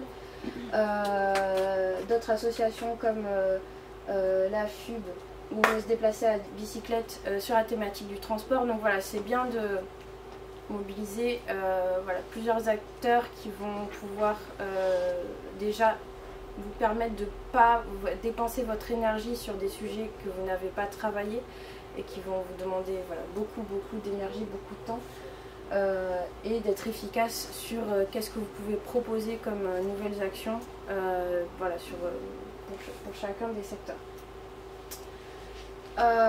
Et du coup, voilà, qu'est-ce que les associations ont constaté sur le PCAET de Plaine Vallée? Donc un manque d'ambition globale, mais aussi voilà, un manque de cohérence, donc ce que je disais, entre le diagnostic et le début stratégique qui était défini, mais après on n'a pas le programme d'action finale pour l'instant, donc voilà, ça va être affiné, on va voir ce qui va en sortir. Et surtout pas d'objectifs chiffrés à l'horizon 2030, et du coup voilà, la première ambition c'est avoir des objectifs chiffrés, des choses, des mesures plus concrètes qui vont ressortir. Et voilà, donc du coup il y a une critique vis-à-vis de qu'est-ce qui est le centre du plan climat et énergie territorial et par rapport aux projets polluants qui concernent le territoire en question. Donc il y avait une volonté de plus axer le PCAET pour essayer de réduire la construction de projets routiers et axer sur la réduction du trafic aérien. Mais voilà, ça c'est l'enjeu local, très local du territoire Plaine Vallée. Et du coup, ce qu'ont fait les associations, du coup, c'est lister ce qu'elles veulent obtenir. Donc voilà, ça c'est une méthodologie, du coup ça voudrait c'est une méthodologie pour savoir voilà, qu'est-ce qu'on constate, qu'est-ce qu'on veut faire et comment on va le faire. Donc voilà, des objectifs chiffrés à l'horizon 2030. Et donc du coup ils ont listé les sujets sur lesquels c'est dans le périmètre du PCAET et les sujets hors périmètre du PCAET. Donc voilà, elles essayent aussi de porter leurs revendications qui ne sont pas du périmètre du PCAET. C'est difficile par exemple de parler du trafic aérien parce que les EPCI ont des compétences différentes par rapport à l'aéroport Roissy-Charles de Gaulle, parce que là sur le territoire Plaine Vallée on est sur un couloir aérien, on n'est pas encore sur le territoire qui a l'aéroport. Donc voilà, mais par contre il y a d'autres sujets qui sont dans le périmètre du PCAET sur lesquels là il y a toute la légitimité à remettre en cause les actions qui sont proposées. Et voilà, et mise en place d'un suivi annuel avec les associations une fois le PCAET adopté, ce qui permet voilà, de bien contrôler que les actions qui ont été actées soient bien mises en place, bien mises en œuvre, en sachant que voilà, donc il y a un rapport d'évaluation qui est obligatoirement rendu après 3 ans d'application du PCAET. Mais là on veut demander un suivi annuel.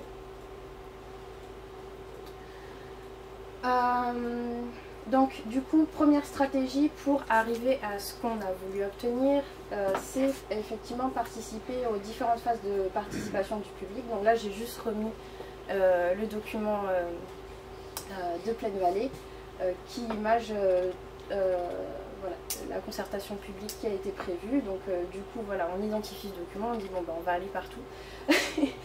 Donc voilà, les associations se sont réparties entre elles les réunions publiques, les ateliers thématiques, ont participé aux appels à idées et plus tard lorsque le programme d'action sera acté, on participera à la consultation publique.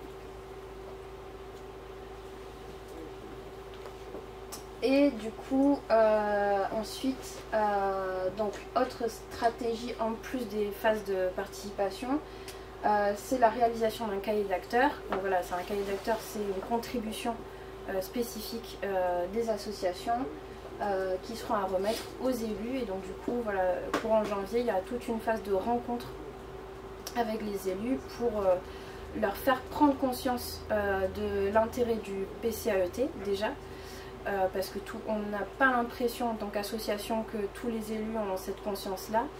Leur faire prendre conscience que les citoyens ont à cœur en fait qu'il y a un PCAET ambitieux et cohérent par rapport aux problématiques du territoire, et faire prendre conscience aux élus qu'est-ce que les citoyens veulent dans ce PCAET, voilà, pour qu'ensuite les élus, eux, quand ils ont leur phase de participation à eux, dans les avis à donner, les votes à donner, etc., du coup qui portent plus le cœur de ce que veut la société civile, au lieu de voilà, bêtement laisser passer un document sans avoir de positionnement spécifique sur ce document-là.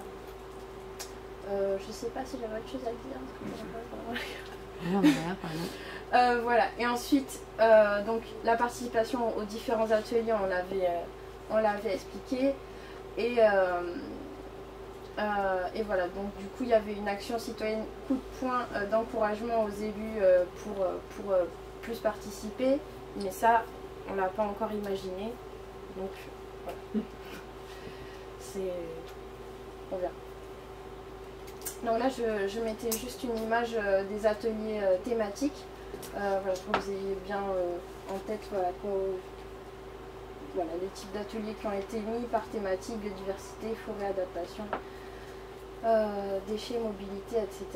Donc du coup, voilà, comme il y a les dates qui sont mises, c'est aux différentes associations à se répartir la participation à ces ateliers.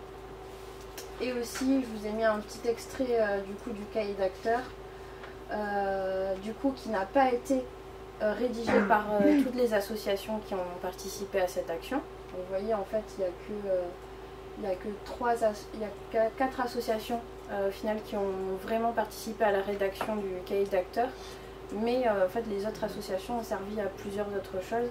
Donc voilà, c'est pas une action coordonnée, ne nécessite pas l'implication accrue de 10 associations sur un document final.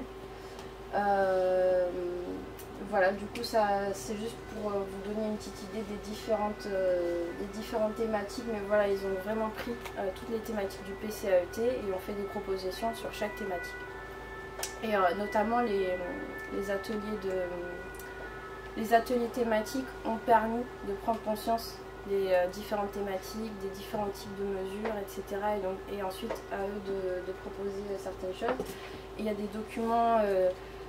ils sont aussi aidés des documents de l'ADEME, de Shift Project, pour proposer des actions aussi qui eux leur paraissaient plus cohérentes, qui paraissaient dans d'autres guides PCAET, etc. Donc, voilà. Et voilà, étape à venir du coup en janvier 2023, rencontre avec les élus, diffusion du cahier d'acteurs et ensuite participation à la consultation publique. Voilà. Merci à toutes et à tous. Je ne sais pas si vous avez des questions.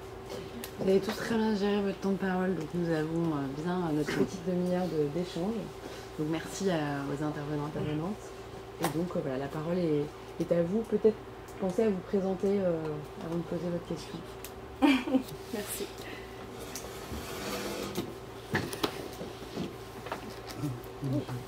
Je vais commencer. Moi, je suis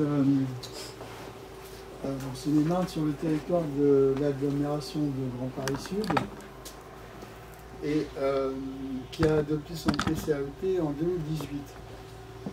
Donc, ils étaient dans les clous côté obligation.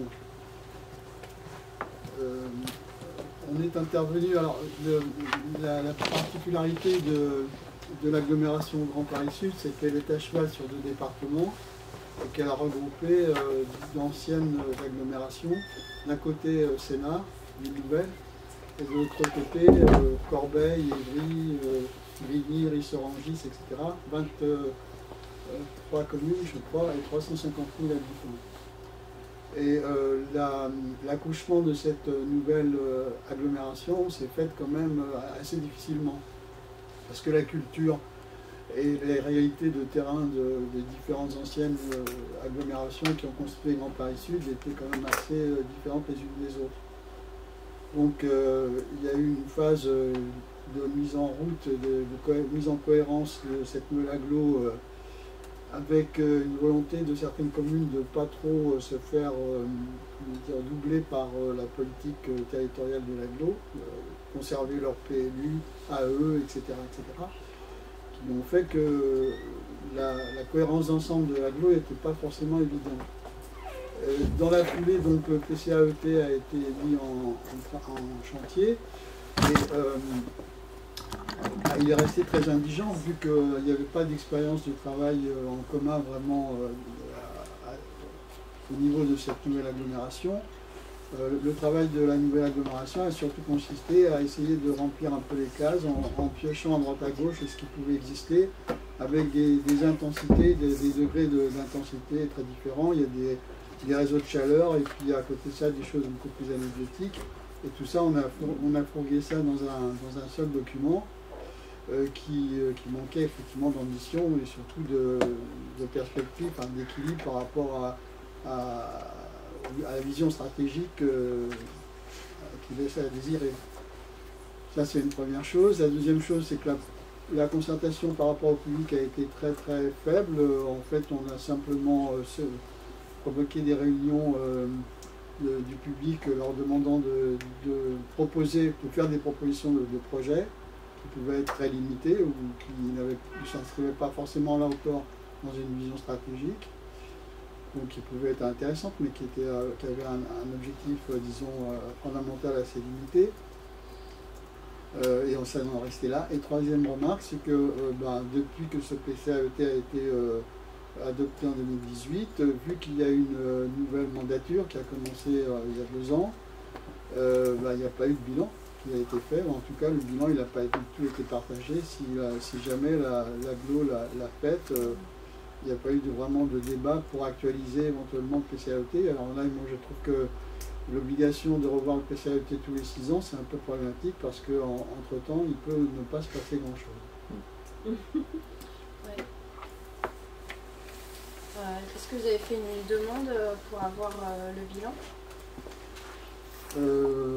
Non, on n'a pas. On a sollicité, disons, l'agglomération parce qu'on sait, j'ai pas donné aussi le détail. Quand je dis nous, c'est on a constitué un collectif des associations membres de FNE sur l'ensemble du territoire, parce qu'il y en avait dans l'Essonne, il y en avait en Seine-et-Marne. Donc on s'est constitué en collectif pour être un interlocuteur unique vis-à-vis de l'agglomération. Donc on est intervenu à ce titre sur le PCAET, on a déposé une contribution. Et ensuite, effectivement, on a demandé par exemple à l'agglomération qu'elle tienne des assises du développement durable, et puis après on lui a proposé de créer un agenda, ex-21, mais un agenda de type 2030, et on n'a jamais eu de réponse là-dessus. Et donc le bilan depuis le PCAET, il est passé aussi, il est resté très confidentiel s'il existe. Hein. Peut-être sur ce point, quelques remarques. D'abord, je pense que c'est une matière qui, comme elle n'est pas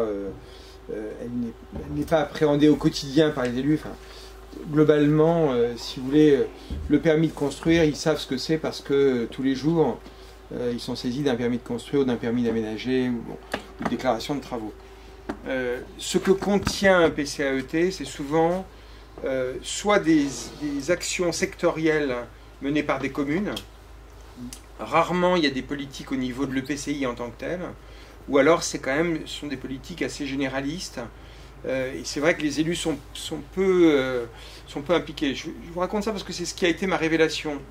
Moi, le premier PCAET que j'ai traité quand j'étais à l'autorité environnementale, je me suis permis, après avoir délibéré avec les collègues, d'appeler la personne auquel on envoie le PCAET, notre avis sur le PCAET.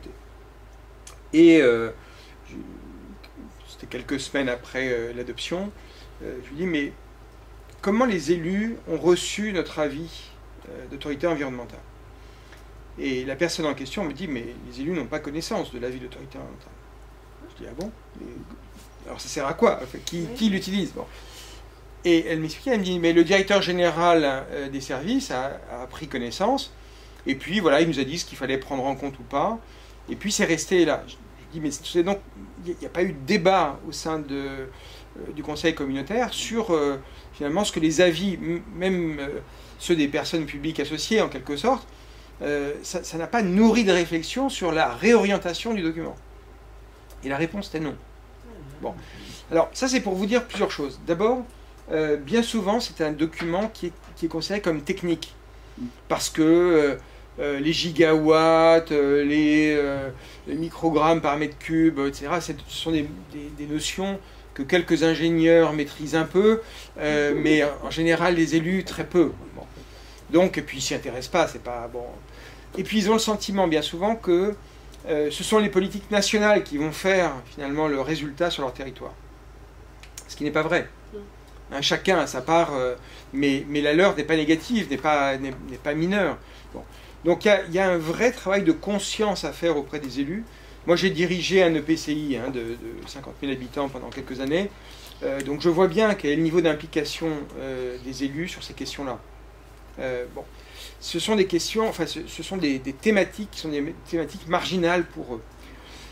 Donc s'il n'y a pas du poil à gratter que vous êtes, pour leur dire en permanence, mais nous on veut savoir ce qui se passe, on veut savoir ce que c'est devenu, on veut savoir quels moyens financiers vous mettez, etc., ben, il ne se passera rien. Donc là aussi, je le disais tout à l'heure dans ma présentation, on est souvent dans une vision EPCI. C'est-à-dire que les élus pensent qu'un PCAET, c'est comme un PLUI ou un PLH intercommunal. Mais ce n'est pas du tout la même nature de document.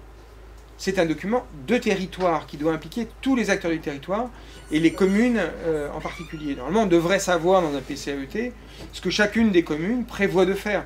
Quand on parle par exemple du patrimoine de bâtiments publics, on devrait avoir aussi dans le document le patrimoine de la Poste, le patrimoine de la commune d'Artempion, y compris avoir interrogé les acteurs du privé pour que leur patrimoine soit recensé, qu'on voit ce que les uns et les autres vont vouloir faire. Mais si ces démarches ne sont pas menées en amont, dans la phase d'élaboration du PCAET, il est clair qu'après, quand on ne l'a pas intégré dans le diagnostic, encore une fois le diagnostic c'est l'état de lieu et le potentiel, eh bien on passe à côté du sujet. Donc la mobilisation, il me semble qu'elle doit être très très tôt lors de l'élaboration, dès que vous savez, et en général comment on apprend qu'il y a un PCAET qui va être élaboré, c'est en lisant le site de la préfecture. Parce que la plupart des EPCI se contentent d'une information sur le site de la préfecture et ne font pas plus d'informations que cela. Donc vous n'êtes pas mobilisé, vous n'êtes pas appelé à savoir la déclaration d'intention, donc ils répondent à la formalité officielle, mais en fait derrière, il n'y a pas un appel à mobilisation des acteurs. Et c'est ça qui pose le problème dans la plupart des PCAET. Donc c'est pour ça qu'il faut, à mon avis, être très exigeant sur la gouvernance de suivi. Et ça voudrait dire, de mon point de vue, qu'il devrait y avoir un organe qui se réunit 2 fois par an, qui est l'organe de gouvernance de suivi du PCAET, et qui exige que chaque année, il y ait un bilan annuel. Certes qu'on réponde aux exigences légales du bilan tous les 3 ans. Bon, vous devriez exiger que ce bilan tous les 3 ans soit présenté à l'EPCI et débattu en conseil communautaire. Mais je pense qu'il y a cette exigence d'une gouvernance annuelle, ce qui vous permet d'avoir un dialogue avec la collectivité, de voir comment elle mobilise les différents acteurs et d'essayer d'être influent là-dessus. Je fais juste un peu de pub, pardon, mais parce que c'est tout frais, il est sorti hier. Donc c'est un document que nous éditons, alors c'est plutôt en direction des maîtres d'ouvrage, mais il y a beaucoup d'informations que vous pouvez utiliser, qui est un document qui permet de citer quelques bons exemples et beaucoup de recommandations sur ce que la MRAE, sur ce que l'évaluation environnementale attend, à la fois de l'évaluation environnementale telle qu'elle est pratiquée, mais aussi de la qualité du document qui doit être produit par les EPCI. Donc vous avez beaucoup d'informations, c'est en ligne sur notre site, et on diffuse à partir d'aujourd'hui normalement une lettre d'information en direction des collectivités territoriales. C'est notre mode de communication. Avant on avait des communiqués de presse, puis on a arrêté parce que ce n'était pas très utile, la presse reprend peu. Et maintenant on s'adresse aux 1250 maires d'Île-de-France et puis à toute une série d'élus pour les sensibiliser sur des thèmes très particuliers. Le mois dernier c'était le bruit par exemple, le bruit en agglomération notamment, parce qu'en fait on soumet beaucoup à l'évaluation environnementale des PLU, alors ça proteste un peu chez les élus, et on soumet à l'évaluation environnementale parce qu'on considère que les PLU ne sont pas assez protecteurs contre les nuisances phoniques, les nuisances sonores. Bon. Et donc les élus protestent là-dessus. Et donc on fait maintenant tous les 2 mois une petite lettre d'information qui est en ligne aussi sur notre site, pour dire, et qu'on diffuse aux élus, pour leur dire voilà pourquoi on prend ces positions-là. Et leur expliquer pourquoi les exigences sont remontées d'un cran par rapport à ce qu'on disait avant, mais c'est pour améliorer les projets, c'est pour améliorer la santé publique, etc. Donc là, on fait la même chose pour sensibiliser les élus à ce qu'est un PCAET et à l'importance du document, et du programme d'action notamment. Et le premier document dont vous parliez s'appelle comment, pour qu'on le retrouve? Alors si vous allez dans, je crois que ça doit s'appeler les éclairages ou les points de vue. Si vous me les envoyez, je les transmets à tout le monde. Oui, je vais vous les envoyer. D'accord. Non, parce que je suis sur le site. Ça doit être les points de vue, ça doit être à gauche dans la... Je vous les ferai passer. Oui. Je voulais parler un tout petit peu de Paris. On est en pleine révision du plan climat. Et je suis effarée, effectivement, on en est toujours au niveau de l'information, des bonnes intentions. Les objectifs sont remontés vraiment d'une façon phénoménale et je pense qu'on s'écarte toujours plus de la courbe et l'évaluation est indigente, enfin je sais pas, donc je sais plus comment faire. Là on avait obtenu l'annulation d'un permis de construire 1000 arbres au-dessus du périph'. La ville se pourvoit en cassation. C'est juste pour dire que la volonté politique, à l'évidence, n'est pas dans le sens de... Oui, mais cette jurisprudence est très utile pour nous, en tout cas. Je peux vous dire, vous avez jeté un pavé dans la mare et nous, on regarde les vagues se diffuser, parce que le fait d'avoir permis aux juges de dire que la salubrité publique est au rang des critères qui doivent être pris en compte, c'est un élément extrêmement important. Nous, on l'utilise beaucoup, alors sans forcément citer à chaque fois l'arrêt confirmé, mais on utilise cette notion-là sur le document dont je parlais sur le bruit. On a beaucoup justement tiré des enseignements de cette notion reconnue par le juge, en souhaitant que le juge, à l'avenir, et on se rend compte aujourd'hui que même s'il y a des diminutions de polluants dans l'air en Île-de-France, il n'empêche qu'on est encore hors des clous par rapport à ce que l'OMS disait il y a quelques années. Quand elle a révisé ses lignes directrices récemment, eh bien, elle est venue montrer que les impacts sur la santé sont beaucoup plus importants qu'on ne l'imaginait. Donc ça, c'est quelque chose sur lequel il faut sensibiliser l'opinion. Moi, je crois beaucoup à ça. Je pense que l'environnement, c'est une question, mais la question de santé publique est au moins aussi importante et qu'elle sensibilise des publics différents. Bon. Donc, il faut qu'on fasse converger un peu toute cette capacité de mobilisation, en quelque sorte, pour obtenir de meilleurs documents. Et je pense que c'est possible. On a par exemple la problématique des particules ultra fines, qui est un peu nouvelle. On a progressé dans la connaissance scientifique. On commence à avoir une connaissance épidémiologique intéressante. Et on se rend compte que le centre de Paris est très protégé, alors que ceux qui vivent à côté du périphérique, on est à 9000 particules dans le centre de Paris, on est à 30 000 dans le périphérique, et on est parfois à 300 000 sur les autoroutes autour. Bon. Alors le seuil de nocivité n'est pas totalement établi, mais enfin, on voit bien que l'exposition est en tout cas très différenciée suivant là où on habite. Bon. Donc ces questions-là, moi je pense que, y compris les particules ultra fines, le texte ne dit pas qu'il faut les intégrer dans les PCAET. Mais à mon sens, vous, association, vous avez vraiment vocation à dire, mais on veut que cette question-là soit instruite sur le territoire. Qu'elle soit d'abord analysée, qu'il y ait un détecteur qui permette de savoir ce qu'est la cartographie des particules ultra fines sur un territoire, et qu'on en fasse aussi un des thèmes d'action du prochain PCAET. Est-ce qu'on a des exemples d'actions en justice contre des PCAET directement? Et si oui, qu'est-ce qu'il en est sorti? Alors, pour ma part, je n'ai pas fait de recherche juridique sur ce point-là. À ma connaissance, non. Vous n'avez pas trouvé? Non, à ma connaissance, non. J'ai accompagné une asso pour contester un PCAET, mais je sais pas si il n'y a pas eu de suivi derrière. Et voilà. Mais par contre, il y a des actions possibles pour le suivi. Enfin, moi, je suis en train d'imaginer des actions possibles sur le suivi des PCAET, mais du coup, c'est en cours d'imagination dans ma tête. J'ai un collectif, je pense qu'on va faire une action dessus à Nice. Mais voilà, du coup, si vous avez, je fais une annonce, si vous avez des PCAET qui sont à l'échéance des 3 ans, c'est important. Vous nous aviez signalé, c'était Boucle de Seine, je crois. Bon, c'est dommage parce que ni le Val d'Oise, ni le 92, si quelqu'un du 92 ici. Jean-Pierre, peut-être, je sais pas. Non, c'est l'Essonne. Mais du coup, je sais qu'ils se...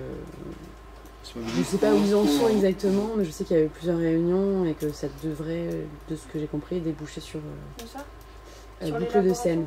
Ouais. Sur l'élaboration du PCAET?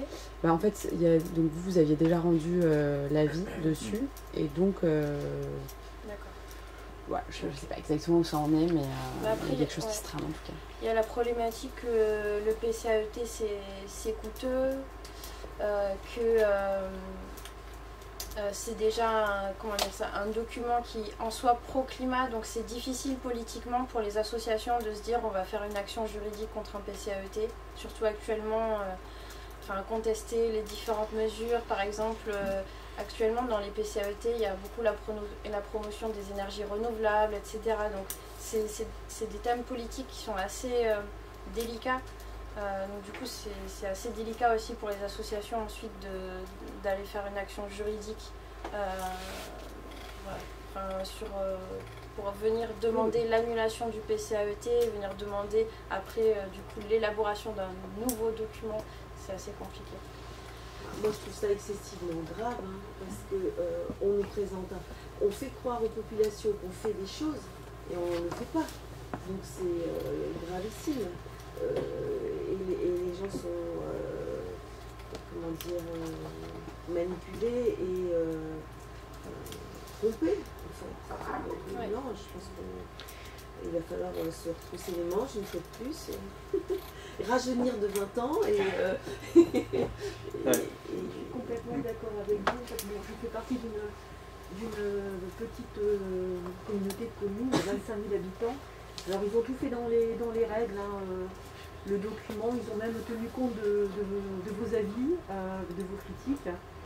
Et ils ont même mis en place un comité de suivi citoyen. Enfin vraiment tout a été bien fait. Ils sont relativement ambitieux de par leur programme, mais programme non chiffré, ça j'ai bien noté. Et en fait, depuis, on a eu une réunion l'année dernière, la première réunion où on nous présentait le plan climat et puis ce qui allait en découler. Et on devait avoir d'autres réunions parce qu'on est censé être un organisme de consultation avant les délibérations en conseil communautaire. Et ça fait plus d'un an et demi, plus rien ne se fait. Enfin, en tout cas, on voit au niveau local que rien ne se fait. On sert à rien. Alors moi, j'ai relancé déjà plusieurs fois. En fait, dans ce comité de suivi, je suis juste en tant que citoyenne. Et j'ai plusieurs fois demandé où en étaient nos réunions. Mais bon, on me répond oui, ça va bientôt se faire. Et puis, avec une autre association, on essaye de relancer régulièrement le DGS. Et vous avez raison, il n'y a que les DGS qui connaissent le document. Moi j'avais lu, quand il y a eu la réunion, c'était une consultation publique, ils avaient mis à disposition en fait les documents sur le site internet. Alors, il y a beaucoup de documents, c'est très technique, c'est vrai, et tout lire, c'est quand même, ça prend énormément de temps. Bon, moi j'avais essentiellement regardé le programme et puis c'était quand même plus succinct et ça permettait de voir un peu les actions. Il y avait beaucoup d'actions sur la rénovation énergétique des bâtiments. Et j'avais posé quelques questions parce que bon, il y a quand même le programme acté qui permet au niveau national de faire des choses et avec leurs appels à projets, enfin d'aider quand même les collectivités pour aller vers la transition énergétique. Et j'avais posé quelques questions, mais ils ne connaissaient pas tout ça. J'ai l'impression vraiment c'est technique, ça reste à ce niveau-là et personne ne doit poser de questions, ou alors bon voilà des petites questions gentilles. Et puis ils n'ont absolument pas pris en compte les remarques que j'avais pu faire.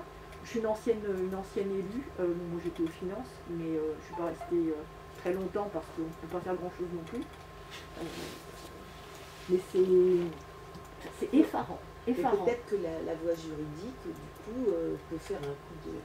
Ouais. d'électrochoc. Oui, c'est ça.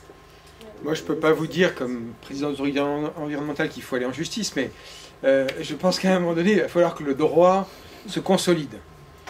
Aujourd'hui, on est dans un document qui est un document de déclaration d'intention. En fait. Est-ce que les transitions qu'appelle notre société compte tenu du dérèglement climatique peuvent se faire sur la bonne volonté des uns et des autres et seulement de la bonne volonté? Je suis absolument convaincu que ça passera par des coercitions ou en tout cas des mesures beaucoup plus volontaristes. Peut-on demander aux élus seuls de le faire? Je ne crois pas. Et donc c'est tout l'intérêt à la fois d'avoir une société mobilisée pour la réussite du PCAET, mais d'avoir une contrainte qui pèse sur les élus, encore une fois je l'ai été longtemps, qui pèse sur les élus pour leur rappeler en permanence l'objectif et le fait qu'ils en sont comptables. Parce que ils sont ceux qui peuvent assurer cette partie de la transition sur le territoire. Donc, par exemple, on voit en Ile-de-France aujourd'hui que le tertiaire est le secteur qui dérive le plus et qui a plutôt une augmentation des consommations d'énergie, avec, si on regarde bien d'ailleurs, une croissance du secteur tertiaire qui est considérable, enfin, qui devient totalement absurde dans le monde du télétravail, vers lequel on va aller de manière, je ne vais pas dire généralisée, mais presque.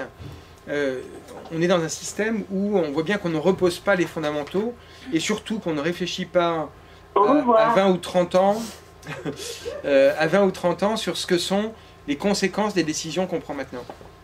Et je pense que nous avons tous, nous on le fait comme autorité environnementale, mais avec un rôle cadré évidemment par les textes, mais je crois que dans le milieu associatif, les citoyens ont à prendre en quelque sorte leur rôle, enfin jouer leur rôle par rapport à ça, pour rappeler aux élus en permanence. Et ce que vous disiez était très juste, c'est-à-dire que moi je crois vraiment que les élus communautaires, il faut savoir que les élus communautaires sont déjà une partie des élus communaux, une petite partie des élus communaux.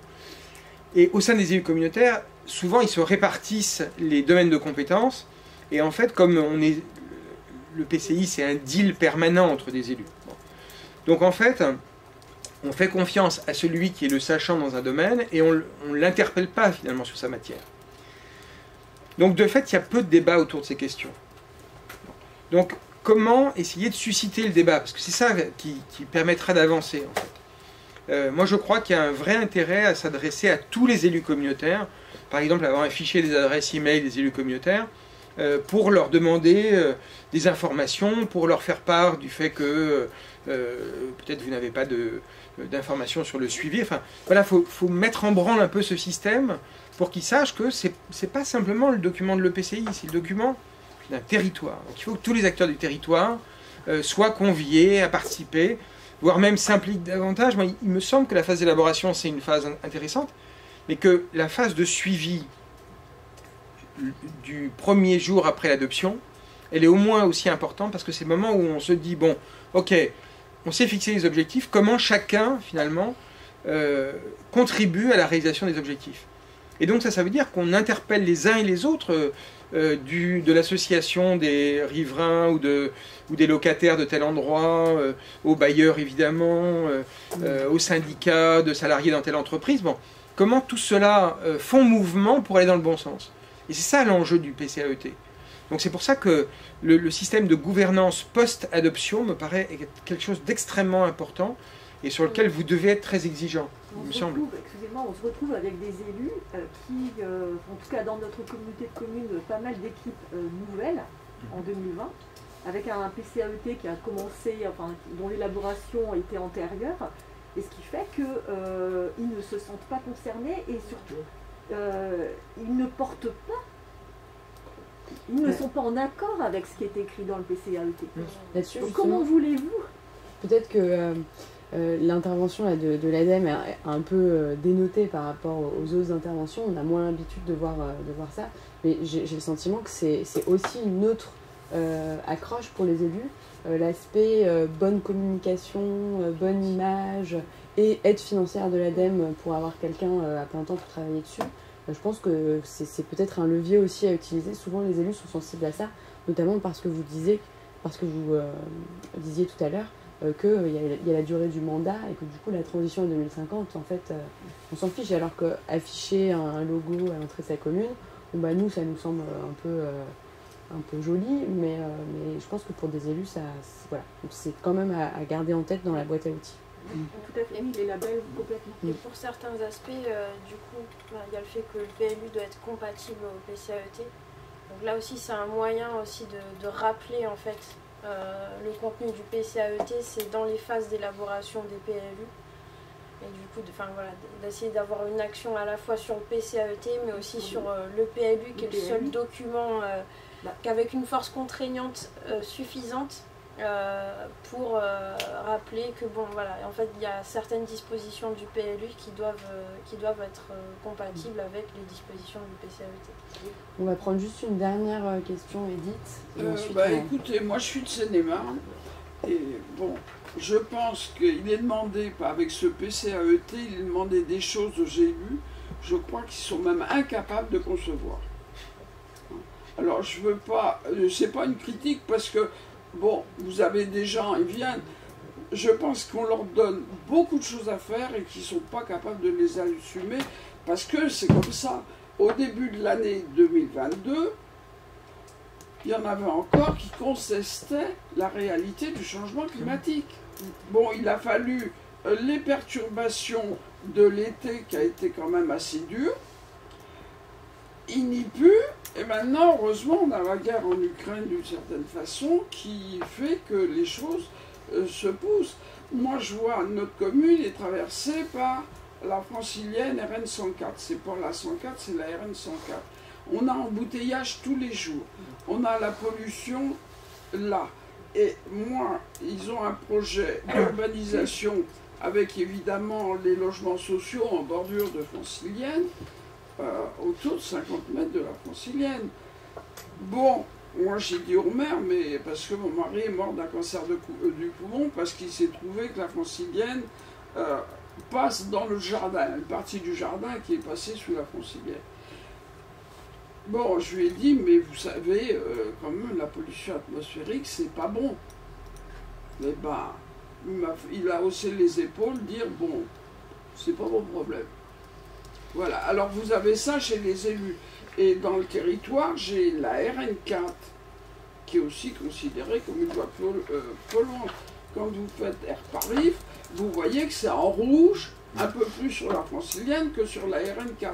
Eh bien, dans les débuts, j'en ai pas entendu parler, et puis il n'y a plus de bruit. Bon, moi, pour des raisons personnelles, je suis pas du tout disponible en ce moment, donc je ne peux pas suivre.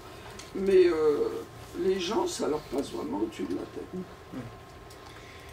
Mais je pense quand même que les questions de santé publique, alors il faut savoir qui en parle, mais on aurait intérêt, alors nous on n'a pas de vraies publications en direction du public, mais faire intervenir des épidémiologistes, des professeurs en pneumologie pour expliquer les choses. Je pense que c'est de nature à sensibiliser un public qui aujourd'hui n'entend pas, ne comprend pas, n'est pas bien informé. Bon. Et on peut s'accorder sur quelque chose. Depuis 2-3 ans, on a quand même sacrément objectivé le risque lié aux pollutions atmosphériques sur la santé. Non seulement l'OMS le dit, et nous maintenant, la référence, ce n'est pas la réglementation, c'est l'OMS. Alors ça proteste beaucoup parce que les préfets protestent sur nos prises de position. Hein, parce qu'ils souhaiteraient qu'on fasse du contrôle d'égalité, ce n'est pas notre job. Nous, c'est la santé. Et à partir du moment où l'OMS dit que c'est dangereux pour la santé au-dessus de tant de microgrammes par mètre cube, on considère qu'il faut alerter. Et donc il faut demander aux maîtres d'ouvrage de revenir à des niveaux inférieurs à ceux des normes, des maximums prévus par l'OMS. Mais je pense que cette sensibilisation-là, c'est vrai qu'on ne l'a sans doute pas assez fait les uns et les autres. Moi, quand je relis les avis d'autorité environnementale d'il y a 4 ou 5 ans, on n'était pas aussi prégnant sur ces sujets, pas aussi, comment dirais-je, prescripteur de recommandations, de revoir le document en raison de ces dépassements. Parce qu'il y avait l'idée que, globalement, la tendance était une tendance à la baisse, d'une part, et structurellement, avec les changements de moteurs, etc. Bon. Donc on se dit, aujourd'hui on nous dit, oui, les moteurs électriques vont changer fondamentalement la donne. Bah, c'est pas complètement vrai quand on interroge les spécialistes. Pour des tas de raisons, c'est pas, certes, il y aura une baisse, mais bon, elle sera plus lente que prévu, elle n'aura pas l'impact qu'on lui assigne. Et d'autre part, je pense qu'il y a effectivement beaucoup de populations qui se rendent compte aujourd'hui du risque pour des populations spécifiques. Je pense par exemple aux nouveau-nés et tous les enfants en bas âge. Maintenant, on a objectivé le risque réel pour la santé de ces populations-là. Donc c'est intéressant de l'utiliser parce que ça sensibilisera l'opinion. Hein? Donc il faut trouver un moyen, enfin après c'est des actions de communication, mais je pense que ce serait utile de le faire.